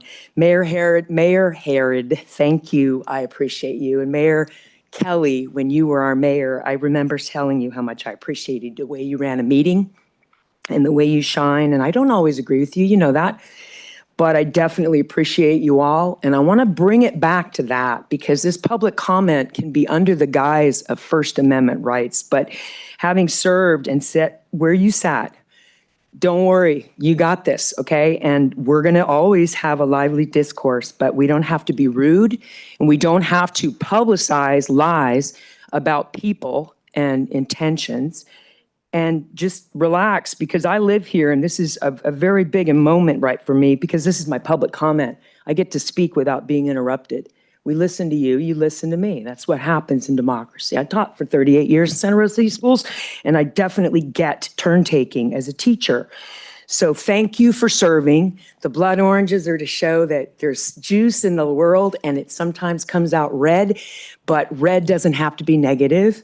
In fact, it's going to have to be positive, because we all have it together. We're all together here. We got the same blood. So love you all, and I had to speak. Thank you, Mayor, and I'm happily here tonight, and I'm a little emotional because I don't like the negativity. Thank you. Next, please. Hi, guys. I'm John Gibble Hernandez, and I love Healdsburg. I think it's one of the best boards you've had in many, many years. Thank you to you, Chief Jenkins. You did an incredible, excellent report. I lived in LA for a long time. I went to those meetings, and they were always confused about what they were saying. You weren't confused at all. So bravo to you. And bravo to this community to have you here because of the statistics, like somebody said earlier. I think it was one of you. It was you, I think. this place is a better place because of you. And that wasn't why I was coming here to praise you at all or to comment how wonderful you were. I'm here in a more calmer way than my friend Adina to say that Mercy is an amazing, I'm getting a little emotional here because it's the process of everything, even in Hillsburg, is so, I don't know if red tape is the right word, but I've been sober, clean and sober for 34 years. That's a long time. And I've sponsored a lot of people because I was 21 when I got clean and sober. A lot of word of mouth, a lot of parents who are in the program have me talk to their kids. I was a high school teacher for a long time. So I get why they use and drink at 15, 16 years old. It's really sad, but it's very common. And I don't really like going to places like medical marijuana dispensaries because I obviously can't partake with my friends because marijuana is a controlled substance, and in Alcoholics Anonymous, you're not supposed to use one. I've had many illnesses in the last 3 years that I shouldn't have at 56 years old. And a lot of doctors want me to use medical marijuana, but because of my beliefs in Alcoholics Anonymous, I don't use them. But when friends want me to join them for birthday parties or for wedding receptions at these dispensaries, which is, I can't believe, a common thing, I just show up, say hello, and leave because I'm not comfortable there. But Mercy has a lounge now. I don't know if you've heard of it, in Cotati. And my friend Adina brought me there. And I was very comfortable there. They have non-alcoholic drinks. They have food. It's very nice. And I don't know what the process is for Mercy to appeal the decision of not having them in Hillsburg. But like he said earlier, they're short-staffed. And the more successful a business is in Hillsburg, the more taxes you will have. And my friends opened up a movie theater down the street, and hope you guys go to the Academy Awards. I kind of emailed one of you about having a fundraiser, but now I found out they are having one. So the more people that go to this event in 2 weeks at the True West Movie Theater, the more money they'll make, the more money you will all make, and it'll be a fun thing. But yeah, some people don't really get it. Dina, she does get emotional, but she's coming from a good place. She's helping me deal with a situation that, I'm dealing with from my childhood, and now I'm running out of time. I could talk forever. But again, thank you for coming tonight. You were very informative. Thank you. Anybody else for public comment tonight? All right, we're going to close public comment. To have a motion to approve the consent calendar.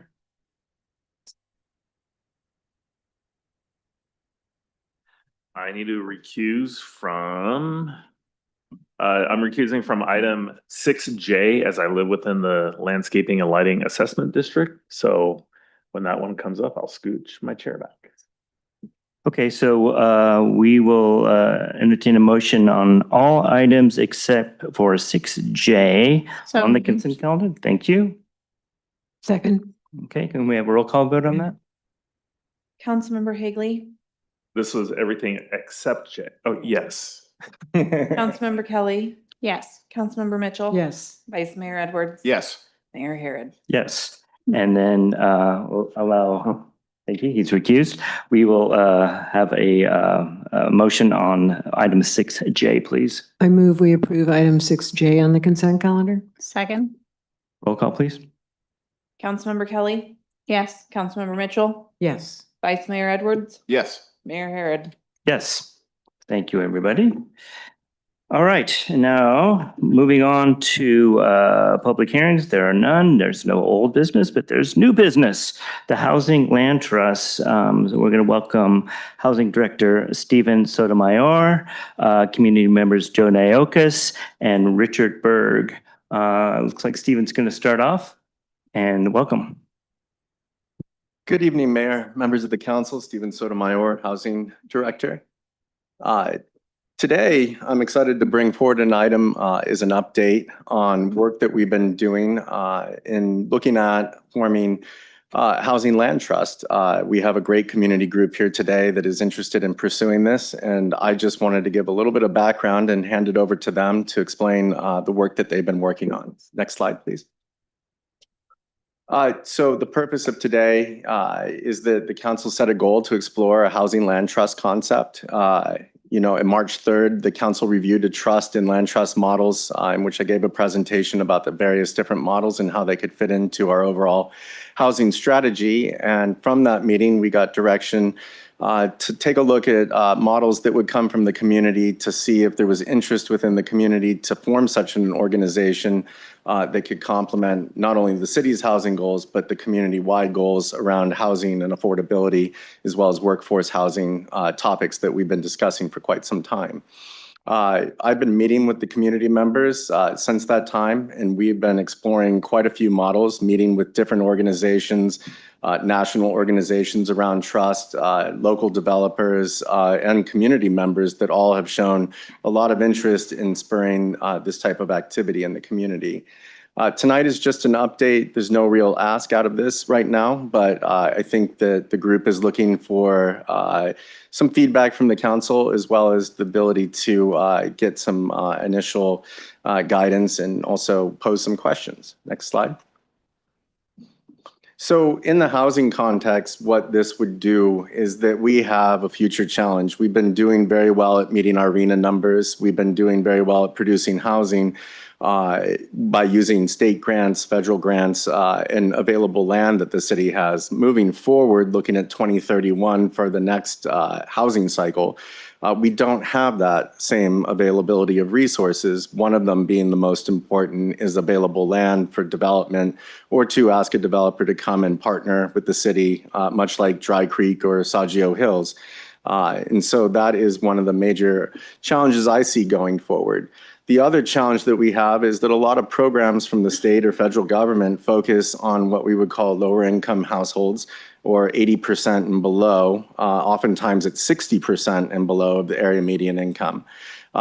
There's a lot of money out there, but what there isn't money for is the product that's missing and the market's not developing, which would be, or above moderate, all the way to what we call the missing middle or middle income households. Ideas that were talked about in Measure O and looking at solutions. Well, one of those solutions is to be able to find available land and to have an organization that can focus on this type of product. It's been done in other cities. It's a proven model. This is not necessarily new, but there are unique challenges to our community that other communities don't face. So this is a very unique kind of fitted model that would have to come forward. And finally, our housing element definitely outlines this as a goal. Our pro-housing designation, we have mentioned that looking at a trust or some kind of entity that could expand funding opportunities and also partner with developers to continue to develop housing has been outlined as something the city is pursuing. Next slide, please.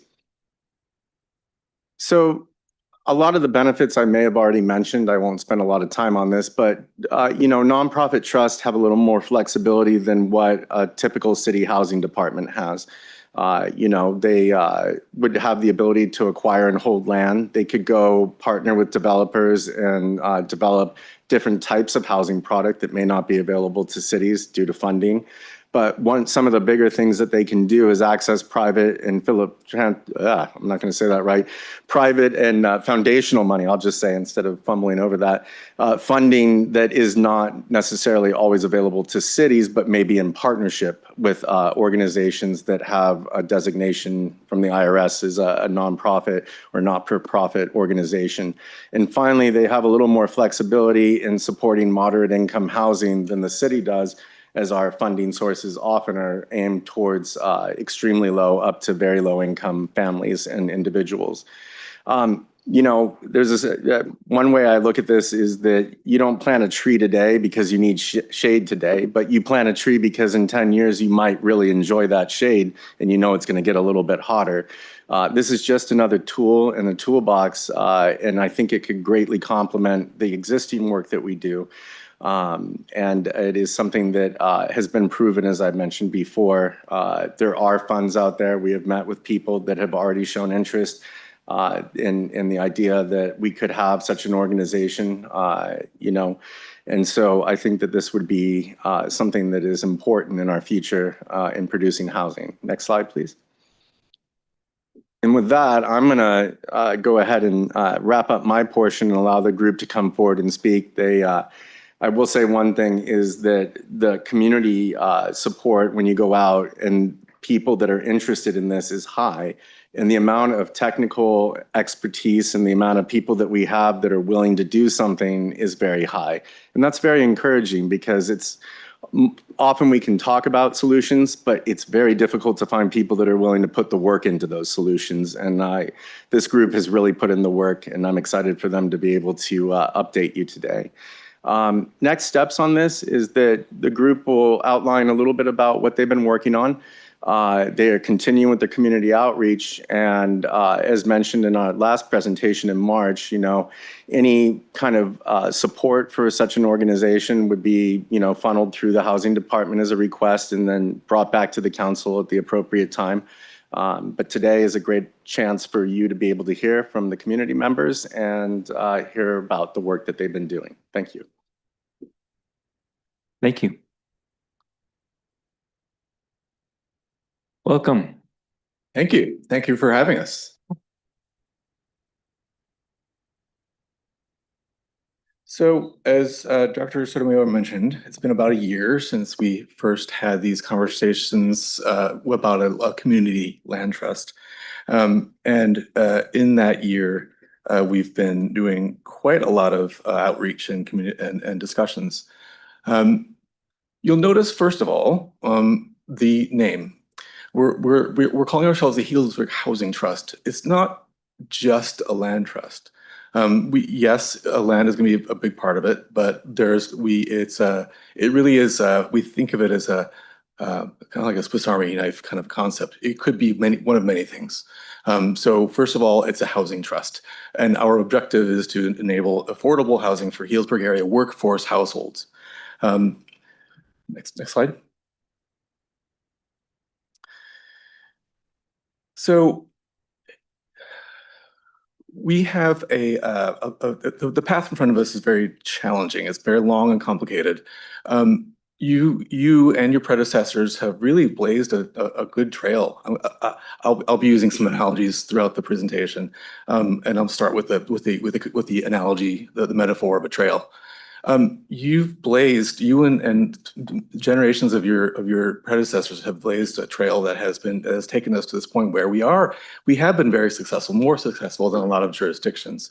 And there's there is a significant amount of community excitement and trust and validation of what you've done so far. And for that, we appreciate all your efforts.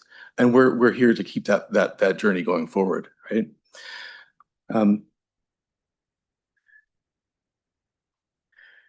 In the process, with all the folks that have been participating, supporting these efforts, we have gathered quite an intrepid group of co-travelers, and the members of the community have really stepped up. We have a lot of different, a wide variety of participants. From local subject matter experts like architects, planners, small infill developers, real estate lawyers, but also committed community residents. And really, we wouldn't be here. I wouldn't be here if it weren't for that level of involvement from the community. So I really want to reinforce what Dr. Sotomayor said. It's an incredible outreach of support from that community, and I can't emphasize enough how important it is. There were times when in the course of having these conversations over the past several months, when I was really just kind of disheartened, to be frank, with a lot of the economic challenges. We don't have a lot of these housing opportunities in front of us because it is difficult. Because it is challenging. And there was really several moments when I really was just, what's the point? I can't do this. I can't do it at all. And there was a moment when really I was walking in front of Little Saint, and someone, Gretchen Gausniaki, who is with us now today, grabbed me on the street and said, "Hey, I heard what you're doing from Director Sotomayor. I love what you're doing. I'm all in. just let me know how I can help. And it's those little subtle votes of confidence that really have helped propel me forward, and I'm really appreciative of that effort. But so we are community members. We are not city, except for the advice from the city staff. We are aligned. We are independent. We like to think of ourselves as being very nimble, very responsive to what the market is, what the opportunities are in front of us, and a lot more. And also, but even though we are independent, we are aligned with the city's housing goals. Next slide.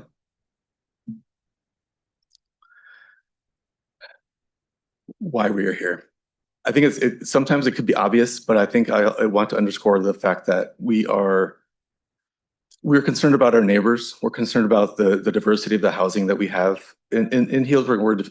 We're concerned about the future of the community. To be honest, one of the things that I've always cherished about Healdsburg is that, you know, when we talk about small town feel, right? There's a lot of definitions, but one of the things that I have felt strongly about is what I call the Matheson Street effect.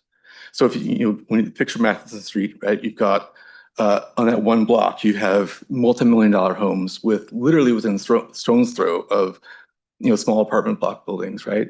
And everybody's getting along fine. We are living together. We are sharing these experiences. We're neighbors. That to me is what Healdsburg is all about. We cannot sustain that community identity without nurturing that diverse housing. And like I said, there's a passion among the community to support, to explore this flexible community-based tool to pursue this mission. With that, I'd like to pass it over to Richard to talk about the mission. Are you there? Good evening. So 21 years ago, several hundred people at an event in the plaza called Town Picnic and Concert answered a question on poster paper: what single change would most improve the quality of your life in Healdsburg? The answer was affordable housing. And that was in 2005, an event that was launched with the opening of the general plan, which was ratified and installed 4 years later. So when Joe asked me if I was interested in working to get a housing trust, he asked me about a land trust, but we've changed the name to make it clearer about the range of opportunities that we think a nonprofit focused on solving the housing challenge in our town could do. So you can read the mission. I'm not going to read it out loud, but the idea is to build an entity with nonprofit credentials that can build the workforce housing that we're lacking in this town. I wondered when Chief Jenkins spoke about 700 applicants, how many who got through the initial screening realized what their commute might be because they might not be able to afford a place to live in Healdsburg. It would be interesting if there was data about that in terms of qualified and desired applicants who realized that this was a very expensive place to live. So, next slide. The concept is to build an organization with the resources to acquire land for the purpose of holding it for future opportunities to build. When the market changes, when interest rates change, when donations are available to build a fund that would allow a nonprofit to act quickly when an opportunity presents itself, even if that's only to option a piece of property in order to investigate whether it pencils out when you start talking about how many units, how many square feet, how tall, etc. So the partners for such an entity would be public housing programs as well as private entities. And the goal is to support long-term affordability. And because we are a nonprofit, the opportunities to find sources the city can't access are quite real. Next slide. What it's not, the Housing Trust is not to build city-owned housing. It's not to replace or compete with the existing affordable housing programs. And it's not bound by public funding limitations or private profit requirements. So we're not thinking of entering the game of tax credit allocations through what has supported much of the nonprofit housing we built over the last 21 years. Next slide. Joe will continue. So as I mentioned earlier, one of the, when exploring these concepts, it became clear to me that we couldn't go to the donor community with a straight face and ask for money if we couldn't say with, you know, that these options are feasible, are not feasible. So it really needs the question becomes really paramount. If we want to convince these donors, we want to convince contributors to commit their resource to the effort, we really need to demonstrate that their investment will deliver the housing outcomes that we want. So in the course of this, I assembled a team, a quick initial working group. Jim Hyde, Jonathan Perlman, and Stephen Sotomayor, the four of us, we evaluated a proof of concept property, the 1010 University Street. That's the big property. It's across from the Healdsburg playing field, the Healdsburg High School playing fields, just south of Fitch Mountain School. And Jim Hyde brought his infill development experience from Healdsburg. We had an Excel spreadsheet with a bunch of formulas. We could turn the knobs of all the various variables to see how this could pencil out, how this potential property could pencil out as an option for affordable housing. And the truth was it couldn't, really couldn't. And it was this demonstrated the challenges of this problem. You know, there are so many different dimensions to the challenge. Jen Close from Generation Housing, she brought another metaphor to the table, which is, you know, she said there's no silver bullet solution, but there's really it has to address these things. We need a silver buckshot solution, a silver buckshot strategy. So a lot of different things all at once. In addition to the various to the negative challenges, I also had a lot of very positive conversations with other entities throughout in this global we. I only call it a global we of lots of some regional, statewide, and even countrywide initiatives. There's a lot of interesting things, a lot of creative things happening. I'm convinced that with all these different solutions to specifically to the construction cost problem, that the needle will move. We're going to get to the point where I can go back to Jim Hyde's spreadsheet and say, oh yeah, we can get because of 3D house printing, we can get the construction cost a little just down far enough to make these things pencil out. Because of Infilla, there's a company that's working to work with city planning departments to upgrade make with intelligent software solutions, shorten the entitlement process. So great. So now the holding costs can shrink. I can turn that knob. So all these different things happening. I'm convinced that the needle will move, but maybe not right away. So the question is, what do we do now? We can't do anything without holding the land. So at the very first, let's start working on acquiring the land, and then focus on the cost containment in parallel. So next slide. So we have a vision of how the organization would look like, and it really kind of comes in 3 dimensions, right? We have a core governing board.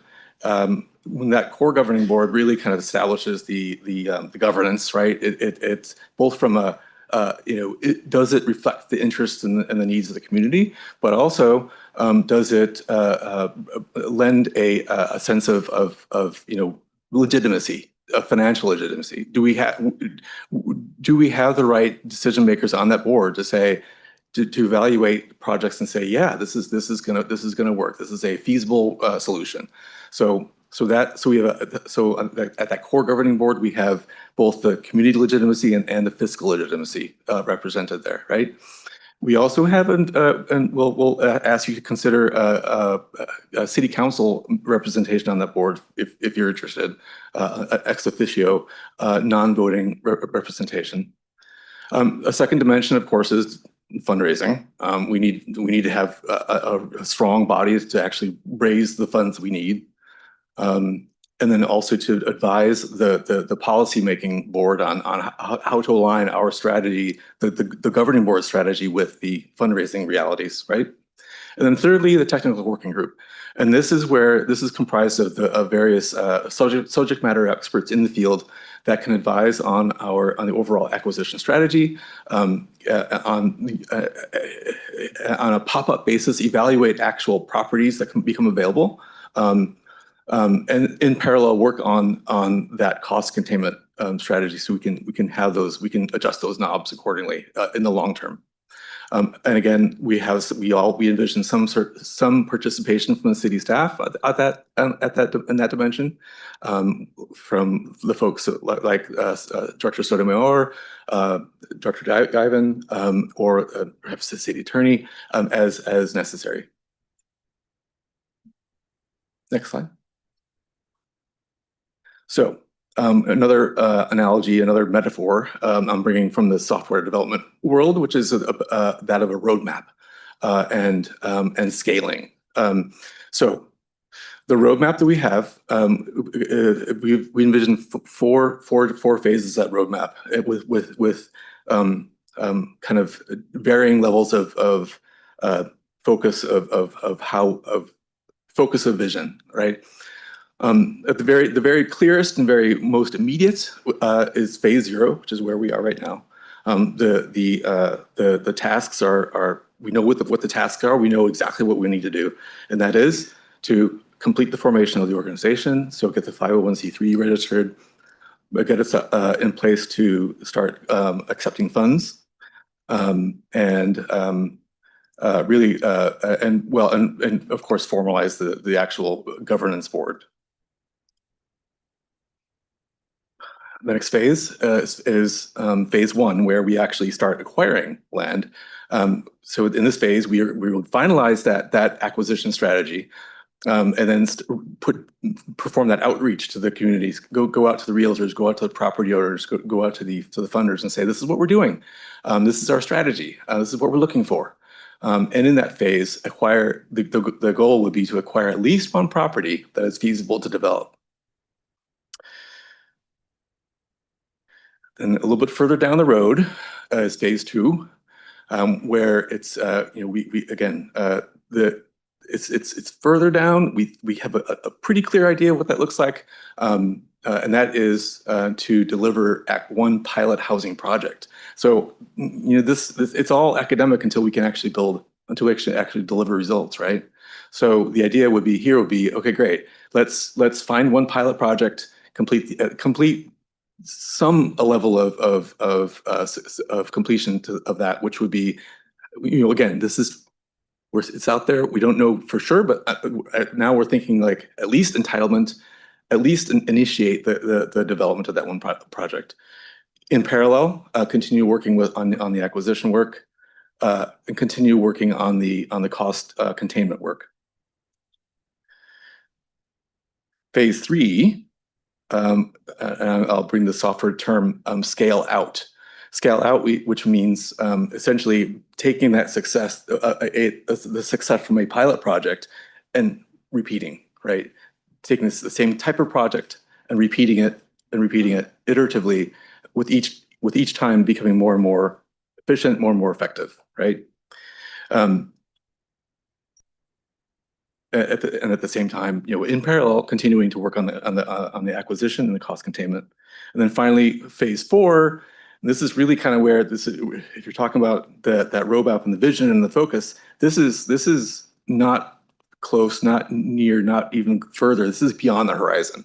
But that in that phase is where we start talking about a scale up, where we verticalize, where we have not just repeating the same project, but actually expanding our concept of what a project is, right? And so maybe instead of just a fourplex that we build on a parcel in Healdsburg, it could be who knows what. It could be a mixed residential and retail somewhere. It could be maybe building out several dispersed sites. It could be think big, housing at the smart station, right? So that would be that phase 4 kind of like, I don't know what could be there. We don't know until we get there. Next slide. So at this point, I was kind of reinforcing what Dr. Sotomayor had brought up, which is what we're kind of asking for you to think about, right? We at this stage we are looking at investment in 3 different areas, right? We've got investment in terms of volunteer time from the community members, right? This is the folks who are involved in the board, the folks who are involved in the working group, the folks who come to give us advice, right? That's all volunteer time investment, right? Also, we're looking for some professional guidance, some city staff investment time, continued insights, amazing insight from Director Sotomayor, and as necessary from other staff. And then there's actual hard costs, out of pocket formation and operational expenses. So this is things like filing fees, marketing and communication materials, collateral, website, physical content stuff, things like that. Membership dues, perhaps shared office days, all this hard costs, right? Professional services, legal counsel, right? So those are the kind of the investments that we need from the various angles of the community. Really, and with regard to the actual hard costs, the startup funds, and also, well, of course, obviously the seed funds for the actual acquisition of properties, we envision establishing some kind of community matching model. So if the city were to come, we would, of course, work with some sort of model that says, okay, community, city's putting up some, let's get some matching contributions from the community. So really, tonight we are looking for your any input, questions about where we've been so far, where we're headed. Any thoughts on suggestions?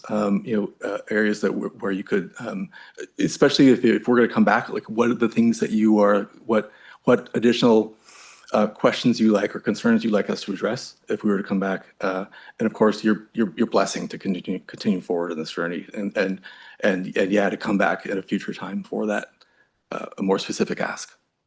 So with that, really it's questions, and also I have a whole crew behind me, right? So we have quite a few people, and if either of you would like to jump in and respond, don't hold back. Thank you. It's really great to get that update on what you've been doing. You've been doing a lot, and really appreciate hearing from you. I'd like to go ahead and open up to public comment real quick, and then there might be some questions that come out of that we can look at, and we'll take it from there. So is there anyone in the audience tonight who'd like to speak for a public comment on this item? I'm calm. I'm calm and collected. So into peace right now. Okay.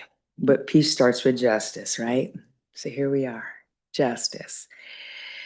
Will it pencil out? And then the word trust.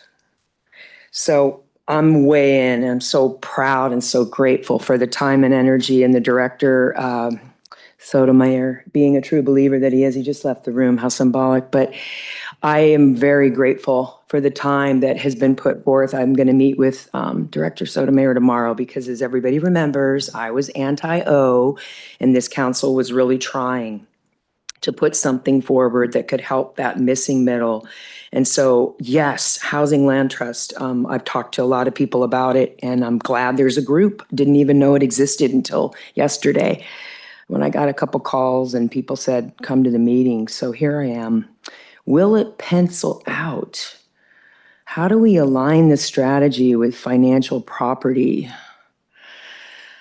Healdsburg and affordable housing. So when I left council, I remember saying I wanted to be a stand-up comic. And I remember everybody thinking that wouldn't be a bad idea for you, Bridgette. Just go do some open mics in the city where you'd be very popular, probably the East Bay. Go to Oakland, people are drinking. But the point is affordable housing to me is an oxymoron, okay? I don't think it's any mystery at all, and I really revere Richard Berg, and I'm not being facetious here, but I do think 2005 was a year to talk about affordable housing, and I want this to work. I do think there's possibilities, and I will be behind it, and why wouldn't I be? However, I want to talk about who's involved in it.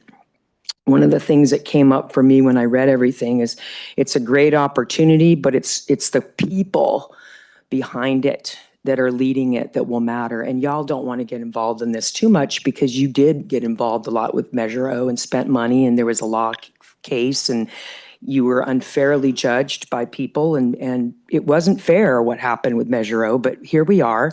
So this group I absolutely support, but I would caution you, including the people behind me, that it's a great opportunity, but it's got to be people who are focused on the public good. And what does that look like today? Why are people donating their time and meeting with Sotomayor right now, a public servant? And potentially they could be self-interested people that's not leaders that are in it for the public good, but maybe for development. And with names like Gallagher being tossed around in our town, I'll just say it openly, I'm not going to film myself, but I'm concerned about where money comes from in this town and how it filtrates into the kind of buildings that are happening in our town. So please know I'm for this. I believe the people that are here are good people, but I don't like some of the names already mentioned.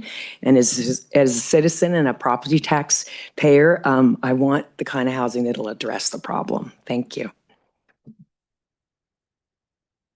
Thank you. Anybody else for public comment? Welcome.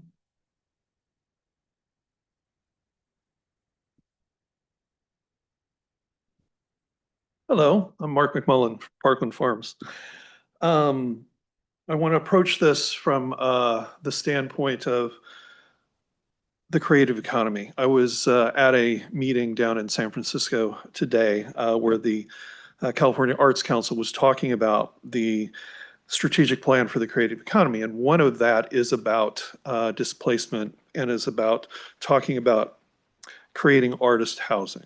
And I look at the land trust and I look at the goals that they have, and I can see that we could be acquiring the lands and then figuring out how this development and how these sort of things can do in order to help the workforce, but also the artists. Because one of the important things about Healdsburg is that as the prices go up for housing, then you lose this artistic soul that we have because people can't afford to live here. So I think it's really important because these are not silos, these are all together. Talking about the arts, talking about housing, talking about the artistic development within the arts within these developments is very important. And I think the land trust is a very important way for the community to get our hands on the land, to get our hands to really have the development happen in the way that we wish. And I think that thinking about it from the creative economy as well, that's going to be something that's going to help bolster this city as other things are starting to dissipate. So I just want to say that I'm very much in favor of a land trust, and I think that it is a much kind of larger sort of thing as you think about it for the entire community. Thank you. Thank you. Anybody else for public comment? Seeing none, we'll close public comment and we'll come back for questions if you'd like to come forward. Joe, thank you. Okay, who would like to go first there? David? First, thank you for the presentation. I have a little bit of nostalgia here as I see Councilmember Emeritus Noyokas right there and Mayor Emeritus Matzel out there, and Ray's sitting over here. Well, normally he'd be over there, but and it does take me back. I remember early on, and both of you were on council, and Measure S, I think I'm getting all mixed up, but Measure S, I think it just passed. We had very little funding.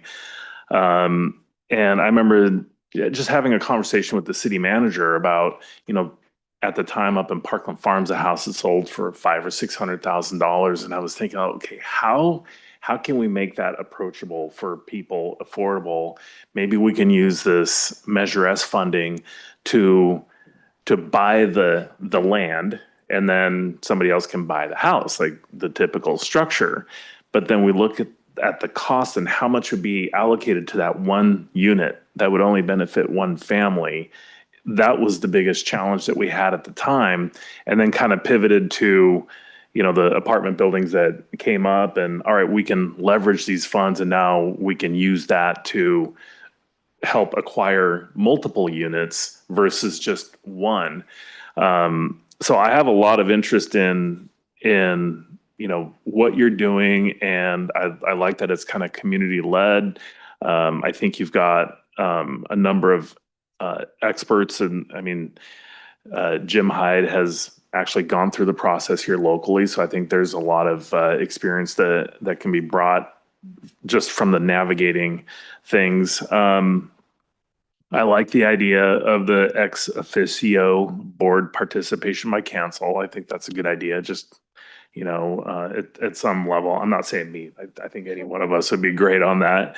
And then, what would the formal request for action look like? Like, what would that be? Like, what can we, if we say, yeah, we all like this, like what are you kind of noodling around there in your head right now? Money. Okay.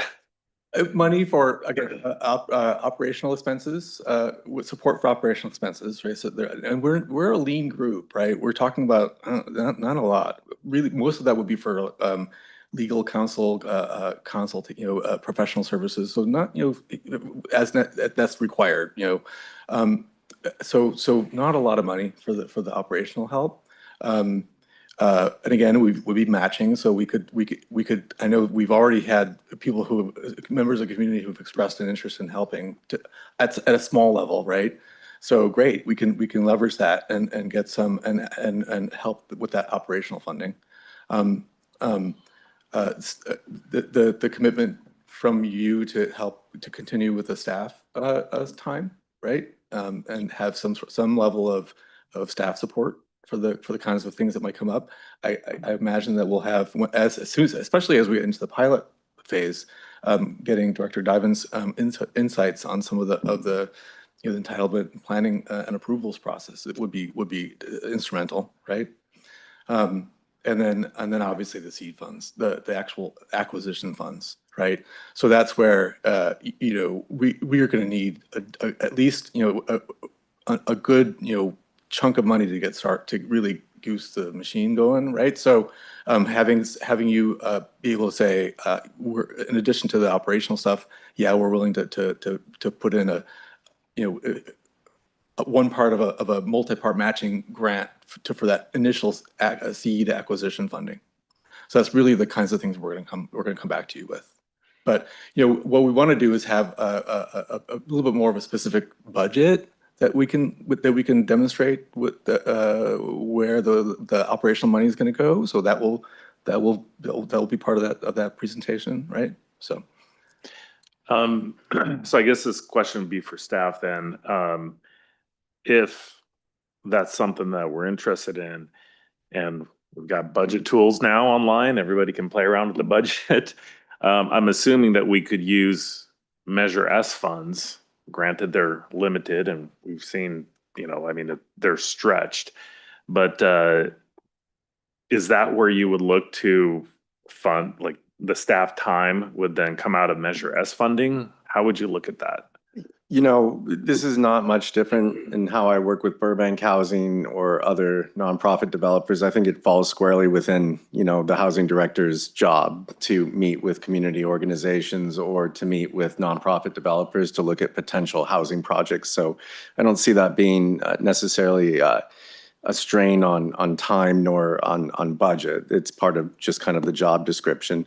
I would say that, for any individual seed money pending, a budget, I think operational startup is a pretty common way for cities to spur this kind of organization to get them started, generally matched by community members. And as far as, seed money for acquisition, we do have money that potentially could go that direction if the land was correct and it aligned. I think what the lens you would have to put it through from the housing department is this in alignment with what the city needs to do, and is it in alignment with what the community? And those sometimes could be a state housing goal versus a community housing goal. And we would have to look at how that balances out as far as what we have to produce. But I think in general, this aligns very closely.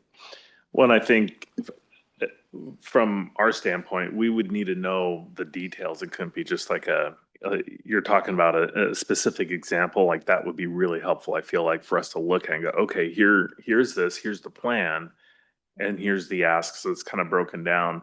The other question I had was, under this housing land trust model, could we require our local preference policy to run with anything that we do? So I think I could take it. I've thought about that because I had a feeling you would ask.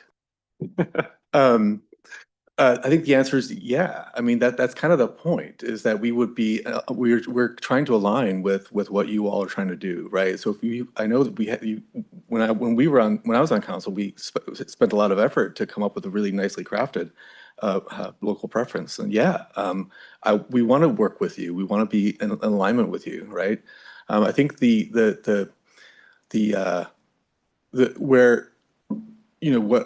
fact that we want to be the best of all worlds, right? We want to have the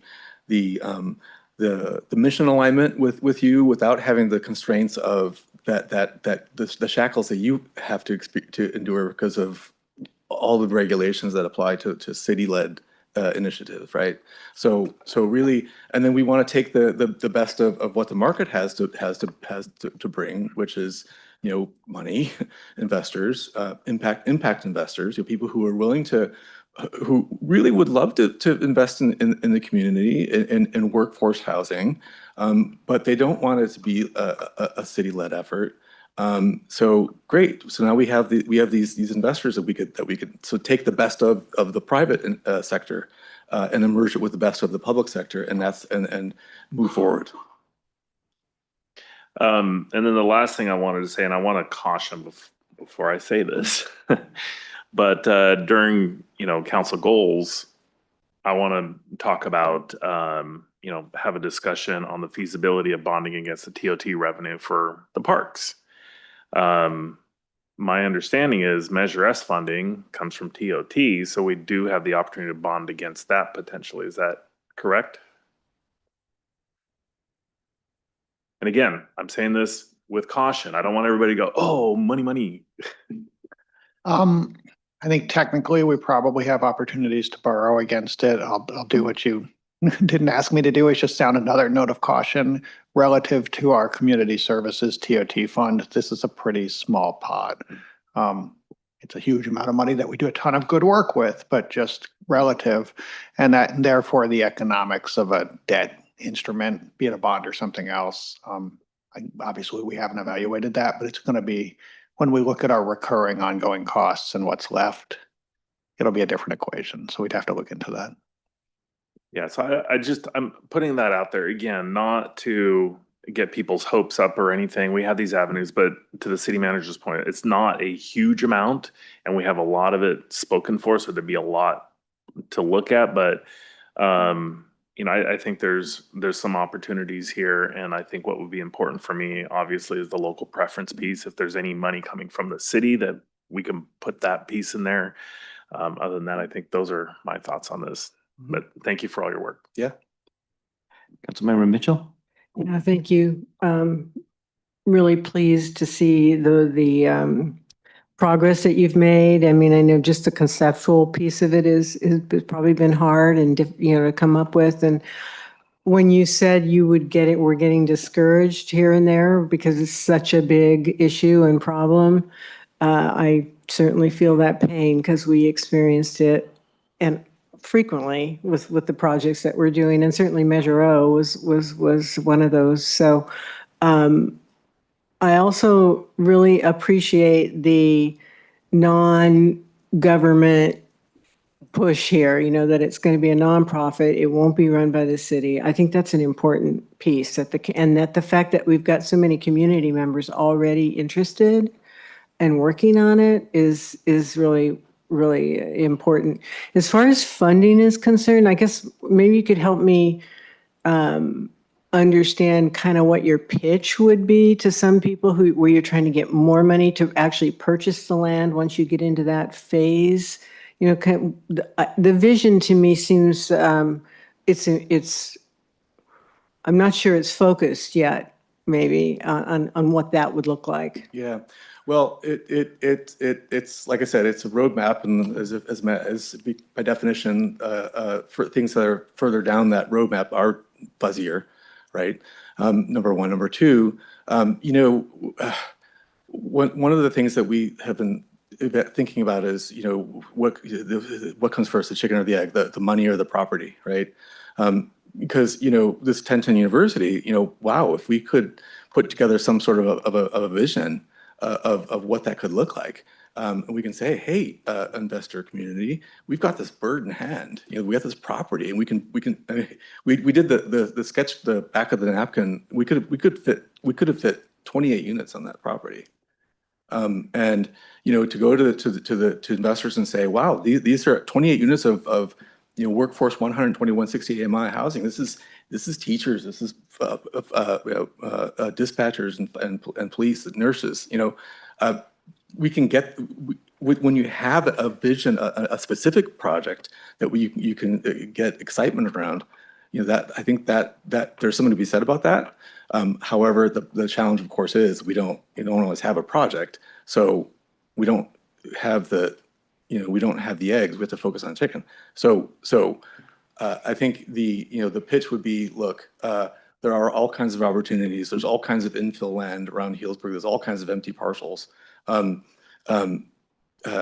There's all kinds of interesting developments on the state housing front with the fourplex models, where we could, to go to an investor and say, to a group of investors and say, we are confident that this particular parcel, investing in this parcel would, for reasons X, Y, and Z, will deliver the outcome. That's the challenge for sure. If you recall, on our governing board, one of the key elements of that board is an investor, someone who has the investment chops, right? So we need someone who can come to that board and help us develop those acquisition guidelines, develop those, help us sharpen the pitch, frankly, so that we can look, find that parcel, that property opportunity, and make a really strong case to the investment community that says, yeah, because we got these people on the board saying yes, this is a strong case. So yeah, we do, and that is actually an area of the board that we really are, two areas of the board of our board that we really are focusing on filling, which is number one, that kind of investment experience, investment development experience. And also fundraising. So those are two. If you know anybody, that's where we could really use some help to to address exactly your concern. Yeah. So, and I would agree, as far as city support is concerned, the staffing levels to keep supporting in the way that Stephen has recommended. I think that makes sense. As far as us putting out money, I would want to see like a budget and a plan and all of that. Specifically, what would it do? And you know, what would we hope it would do? I get that you need that infrastructure for for a new nonprofit, but I think to just look to the city to fund it doesn't. We need to know how and why. So that's where I would want to see some more, structure around that kind of a request. 100%. Yeah, because we do have limited resources for this, and we do have some housing issues that we're trying to do as well. But I don't want to sound negative, because I think this is amazing and wonderful. So yeah. No, those are completely valid concerns of that, and we're already putting together a budget as we speak. So we're with you. Great, thank you for all you guys. Councilmember McCollum. Is it your plan that the housing that would get developed is sold to individual homeowners, or is it a land trust model where the land is retained and the structures are sold, or is it a rental model? All the above. I mean, honestly, we want to be flexible, right? Whatever is going to pencil out, right? So when we were looking at the 1010 University, right? My original thought was, well, gosh, 28 units of 120, 160 MI. You'd think that's like market rate. You think that would actually work? Well, no, it didn't. And in that model, we could have, the way that the numbers were working out is, you'd have to take the land out of the equation entirely and get to a really aggressive construction cost of like $400 a square foot, which is not realistic, by the way, in this economy, right? It's much more than that. Those two combinations have to be in place in order to hit 160 AMI for the 28 units, right? So in that model, it would definitely be, let's say we could get it to 400, the land would still be out of the equation. So there'd still be a land some sort of a land trust model, right? In that, for that particular pilot project, right? There are other, so that's one example, right? There's another startup, one of the startups that I mentioned which is in the Turner Labs cohort. It's called Jubilee. And what they do is it's like a hybrid of land trust with for-profits. They actually have investors who will buy the land and keep that land separate from the development, and then the owners would then own the land and then pay back buy back that land over time, so that it's not it's like a hybrid thing. It's not completely land trust, not completely. Got it. But So all you had to say was it could be rental, for sale, or a land trust. I totally understand that there is a universe of options around housing. About this, so I'm trying to, I agree with Councilmember Mitchell that seeing a budget proposal, and I think specifically looking at, the operational costs and the startup costs that you're talking about from the nonprofit perspective, what it is specifically that you'd be asking the city to commit to. I believe the Measure S funds for affordable housing, the ballot language was really specific about what it can go towards. So I think before that item came back to us, I would just ask our city attorney to review the limitations on Measure S, because you're talking about 120 to 160 AMI, which we know is housing that's affordable, but is not capital A, capital H, affordable housing 120 and below, which we do often have limitations on. So I think that we need housing at all levels of all incomes in this community of all types, but not sure. That would just be more of an internal, what source of funds could we potentially use to support this effort?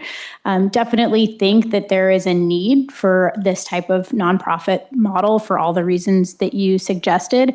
I do think that you are mindful of who are the right, what hats need to be worn around the table, especially someone who has a finance background, obviously people who have developed before, people who have constructed before, and not just built one house one time, but people who have built hundreds, if not thousands of units. Being a part of this process, I think, will be critical, because you learn from each one of those times that you develop.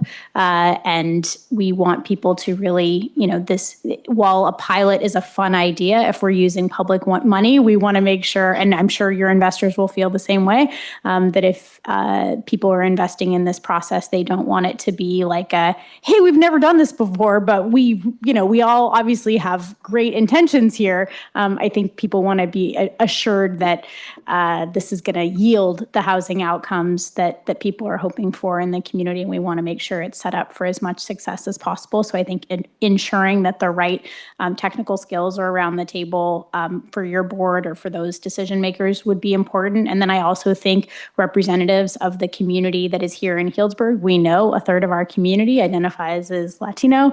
We know that a huge portion of our low-income population, people who are desperate for housing, having people participate in the process, not just what kind of housing do we think people need, but the kind of housing that people who need housing can say they need, and having some agency in that, I think, would be important. And that's always a difficult thing to ask people who are overworked and underpaid to volunteer time to get involved in an effort. So that's not an easy nut to crack, but just something to be mindful of. But all that to be said, I think this is an amazing effort. Clearly something that we need in the community. I think there's a lot of different models that exist in a lot of other places. I know you've done a lot of research about it. And I think just the entitlements component of it, even if you weren't to take it all the way to development, but to work on entitlements and then partner with a developer who then could build the units and sell the units, I think that would still provide a really great benefit. That could be something y'all could consider if the cost of construction and raising those additional funds were becoming prohibitive to actually yield the housing units, that you could in fact do the process, identify the land, go through the entitlement process, work in partnership with the planning department, but then turn over entitled land, sell it, but with constraints on it, and do it again. And I think that could also be a value to the community, especially for lots that we see like 1010 University, where someone could come in, I think someone bought it. So whoever bought it could just build one mega mansion on that lot. And that very well could be what may happen there. So being proactive in identifying those lots that exist that are developable, which is not that many in this community, and entitling them in a way that's actually going to yield the type of housing we need, as opposed to 2 mega mansions, would be really helpful, I think, to envision infill development like Matheson Street, where you see a variety of different housing types in a neighborhood. The market won't yield the kind of housing we need, which is why we're in the situation that we're in. And so I welcome this disruption in the market to try to solve our housing problems. Thanks. Vice Mayor Edwards. Yeah, this is great seeing it, and getting involved in housing and seeing Measure O and all the complexities around housing. And I think if we can get around the AMI talk of real dollars, because I think that's part of the problem. When we're talking $158,000 is not in the scope of people working nowadays, is not rich, and getting that out there. So it's not like, oh, we're trying to build homes for the wealthy. That's not what we're trying to do. But when you hear AMI, you have no idea what that is, and I love that you talked about the housing calculator. I mean, that is a dose of reality right there. When you start looking at a house and you start playing around with parking and everything, it's an educational tool. And I think that's really what's going to need is the buy-in. I mean, it's great to see the support here, but it only takes a few people to say, nah, it's for the rich, or nah, I don't like that. It's too tall, or so it's really understanding of why something looks the way it is, and when you're planning to go forward is going to be a lesson I learned. And also I think it's going to be important that it's the end product that we're trying to get to. And, one of my first jobs written on the door was, X says it takes dough to make bread. And it's very important that we have the community that can come together to bring the ingredients. It's not like somebody is putting in the yeast and they're going like, I want the biggest piece when it's done. It's understanding that there are good-hearted people. The Foley Center is an example of people that can put money into it. And everybody's not out to make $1 million. They're out to make a mark. There are just some people that really want to do good for their community. And I hope that we can have things like with, maybe a donate one when a parent passes away or you have an estate here that you could donate to this fund. Because we don't have a lot of people that kids are in town and they're going to live in that parent's house. So, getting something like that, some buy-in and really education, I think this is a really great product. And I really appreciate you citizens taking this together, because so many times people want to go, oh, well, council came up with this. No, this is a project that's coming from our community, that our community is seeing. They saw our council, we tried and we weren't able to do it. And you're like stepping up to really make this work. And I think that that's a really important issue to get out there, that this is our community trying to come up with housing for our community. And as Councilmember Kelly said, the option of having to purchase is just invaluable to a startup family. Because that really sets a generational tone that can happen. So thank you for working on this, and I look forward to seeing what you bring back. Mayor Herod, can I just say one quick thing? Sure, yeah. I just want to say thank you. Thank you all for a number of you. We haven't seen you in city chambers in a very long time. Please don't be strangers. We really welcome our local community to be here and participate in this process. It's lovely to see you all here, and it is great to know what you've been doing behind the scenes, bringing this forward and together, and it's really beautiful. So thank you. Thank you. Agreed. So I just had one question. That's one of the benefits of going last, is all the good questions have come out. So thank you, everybody. Great round of questions. And you mentioned briefly some of the resources you've tapped into, and your report certainly shows a lot of insight into a lot of different aspects of what's going on here. Can you kind of just give us a flyover on some of the conversations you've had with various people and entities that have brought you to this point? Yeah, sure. I mentioned a bunch of startups. So as a local VC funder here, who's also a avid participant in the farmers market zucchini races. He's very civic-minded, but also hard-nosed investor. Connected me with now I'm blanking on the name of the 3D printed housing startup. So he knows a guy, and I got a call into that organization. So the context, the type of people we have in Healdsburg that can connect us to these organizations is also kind of unique to this situation. 3D printed housing startup. We talked to several of the Turner Labs cohorts. So there's Infilla, the planning software startup. There is Jubilee that has the kind of the land, the pseudo land trust model. You've got I'm blanking on the name of this. They do, it's a community-based aggregator of housing. There's another startup. We've got Generation Housing. We've been talking to them. We've been talking to numerous developers in town and real estate lawyers. Mark Gladden is one of those. We've talked to, there's actually a California Land Trust Network organization that's their whole thing is land trusts. And so they have a huge organization with throughout the state with lots of different resources and technical assistance they could offer. There's, you name it. There's a local land trust. There's one in Sebastopol that we're connecting with.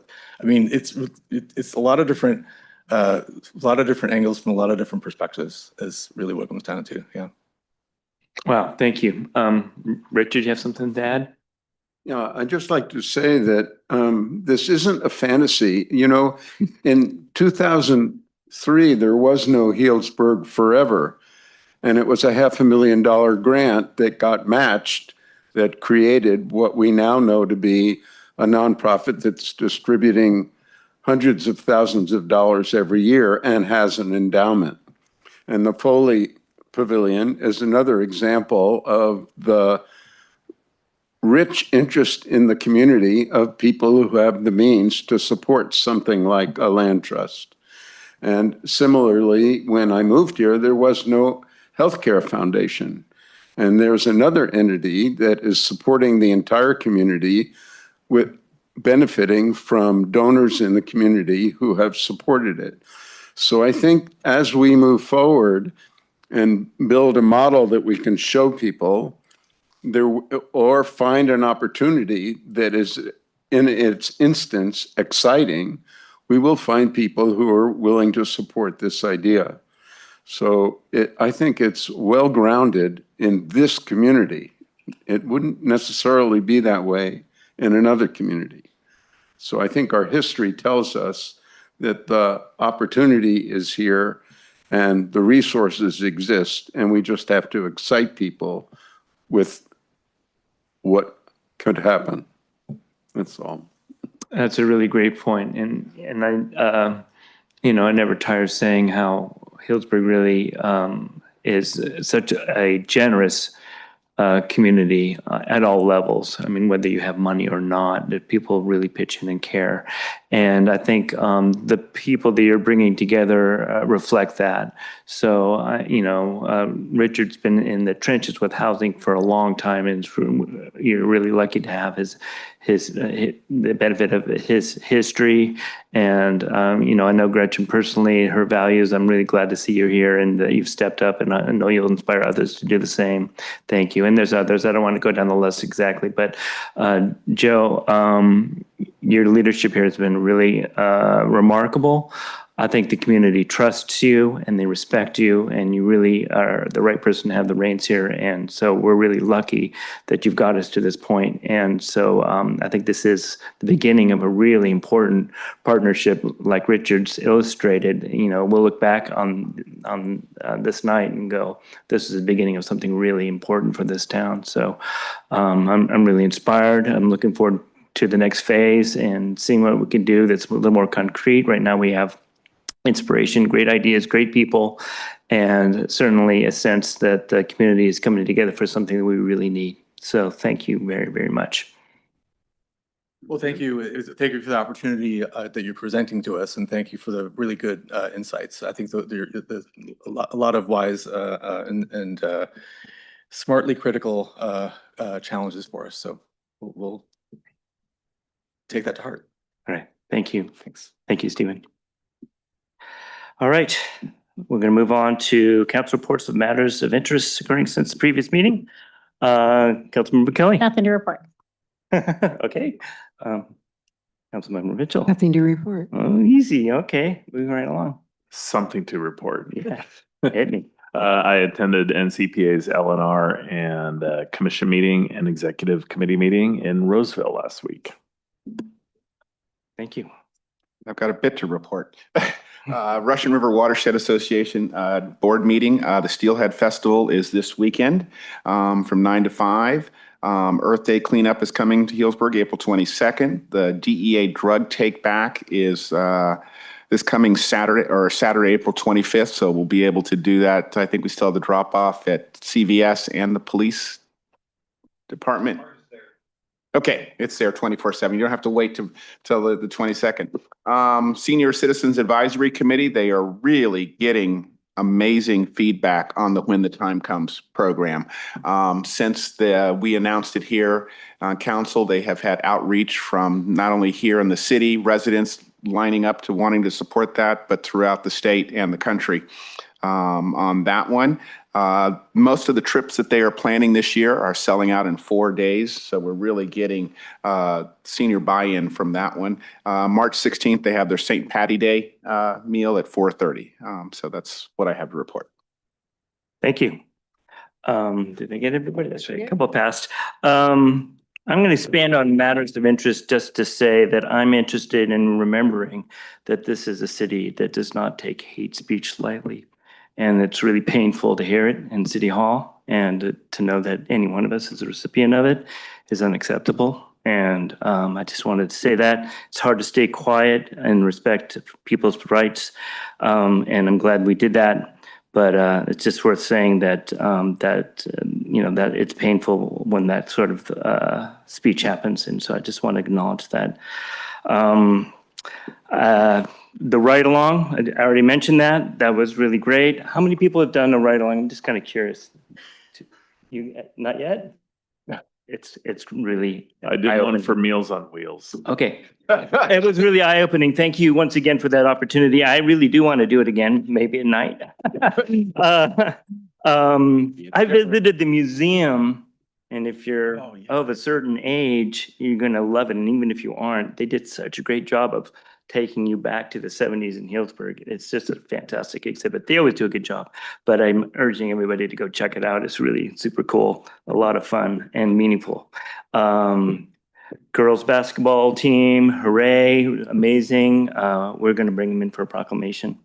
And yeah, and the wheels are turning on that already. And then I went to the activist fair, and just to say that it's great to see there's so many people in our community who are committed to making a better world in their own particular ways. I'll go into all the details there, but it was good turnout for that and a lot of great discussion.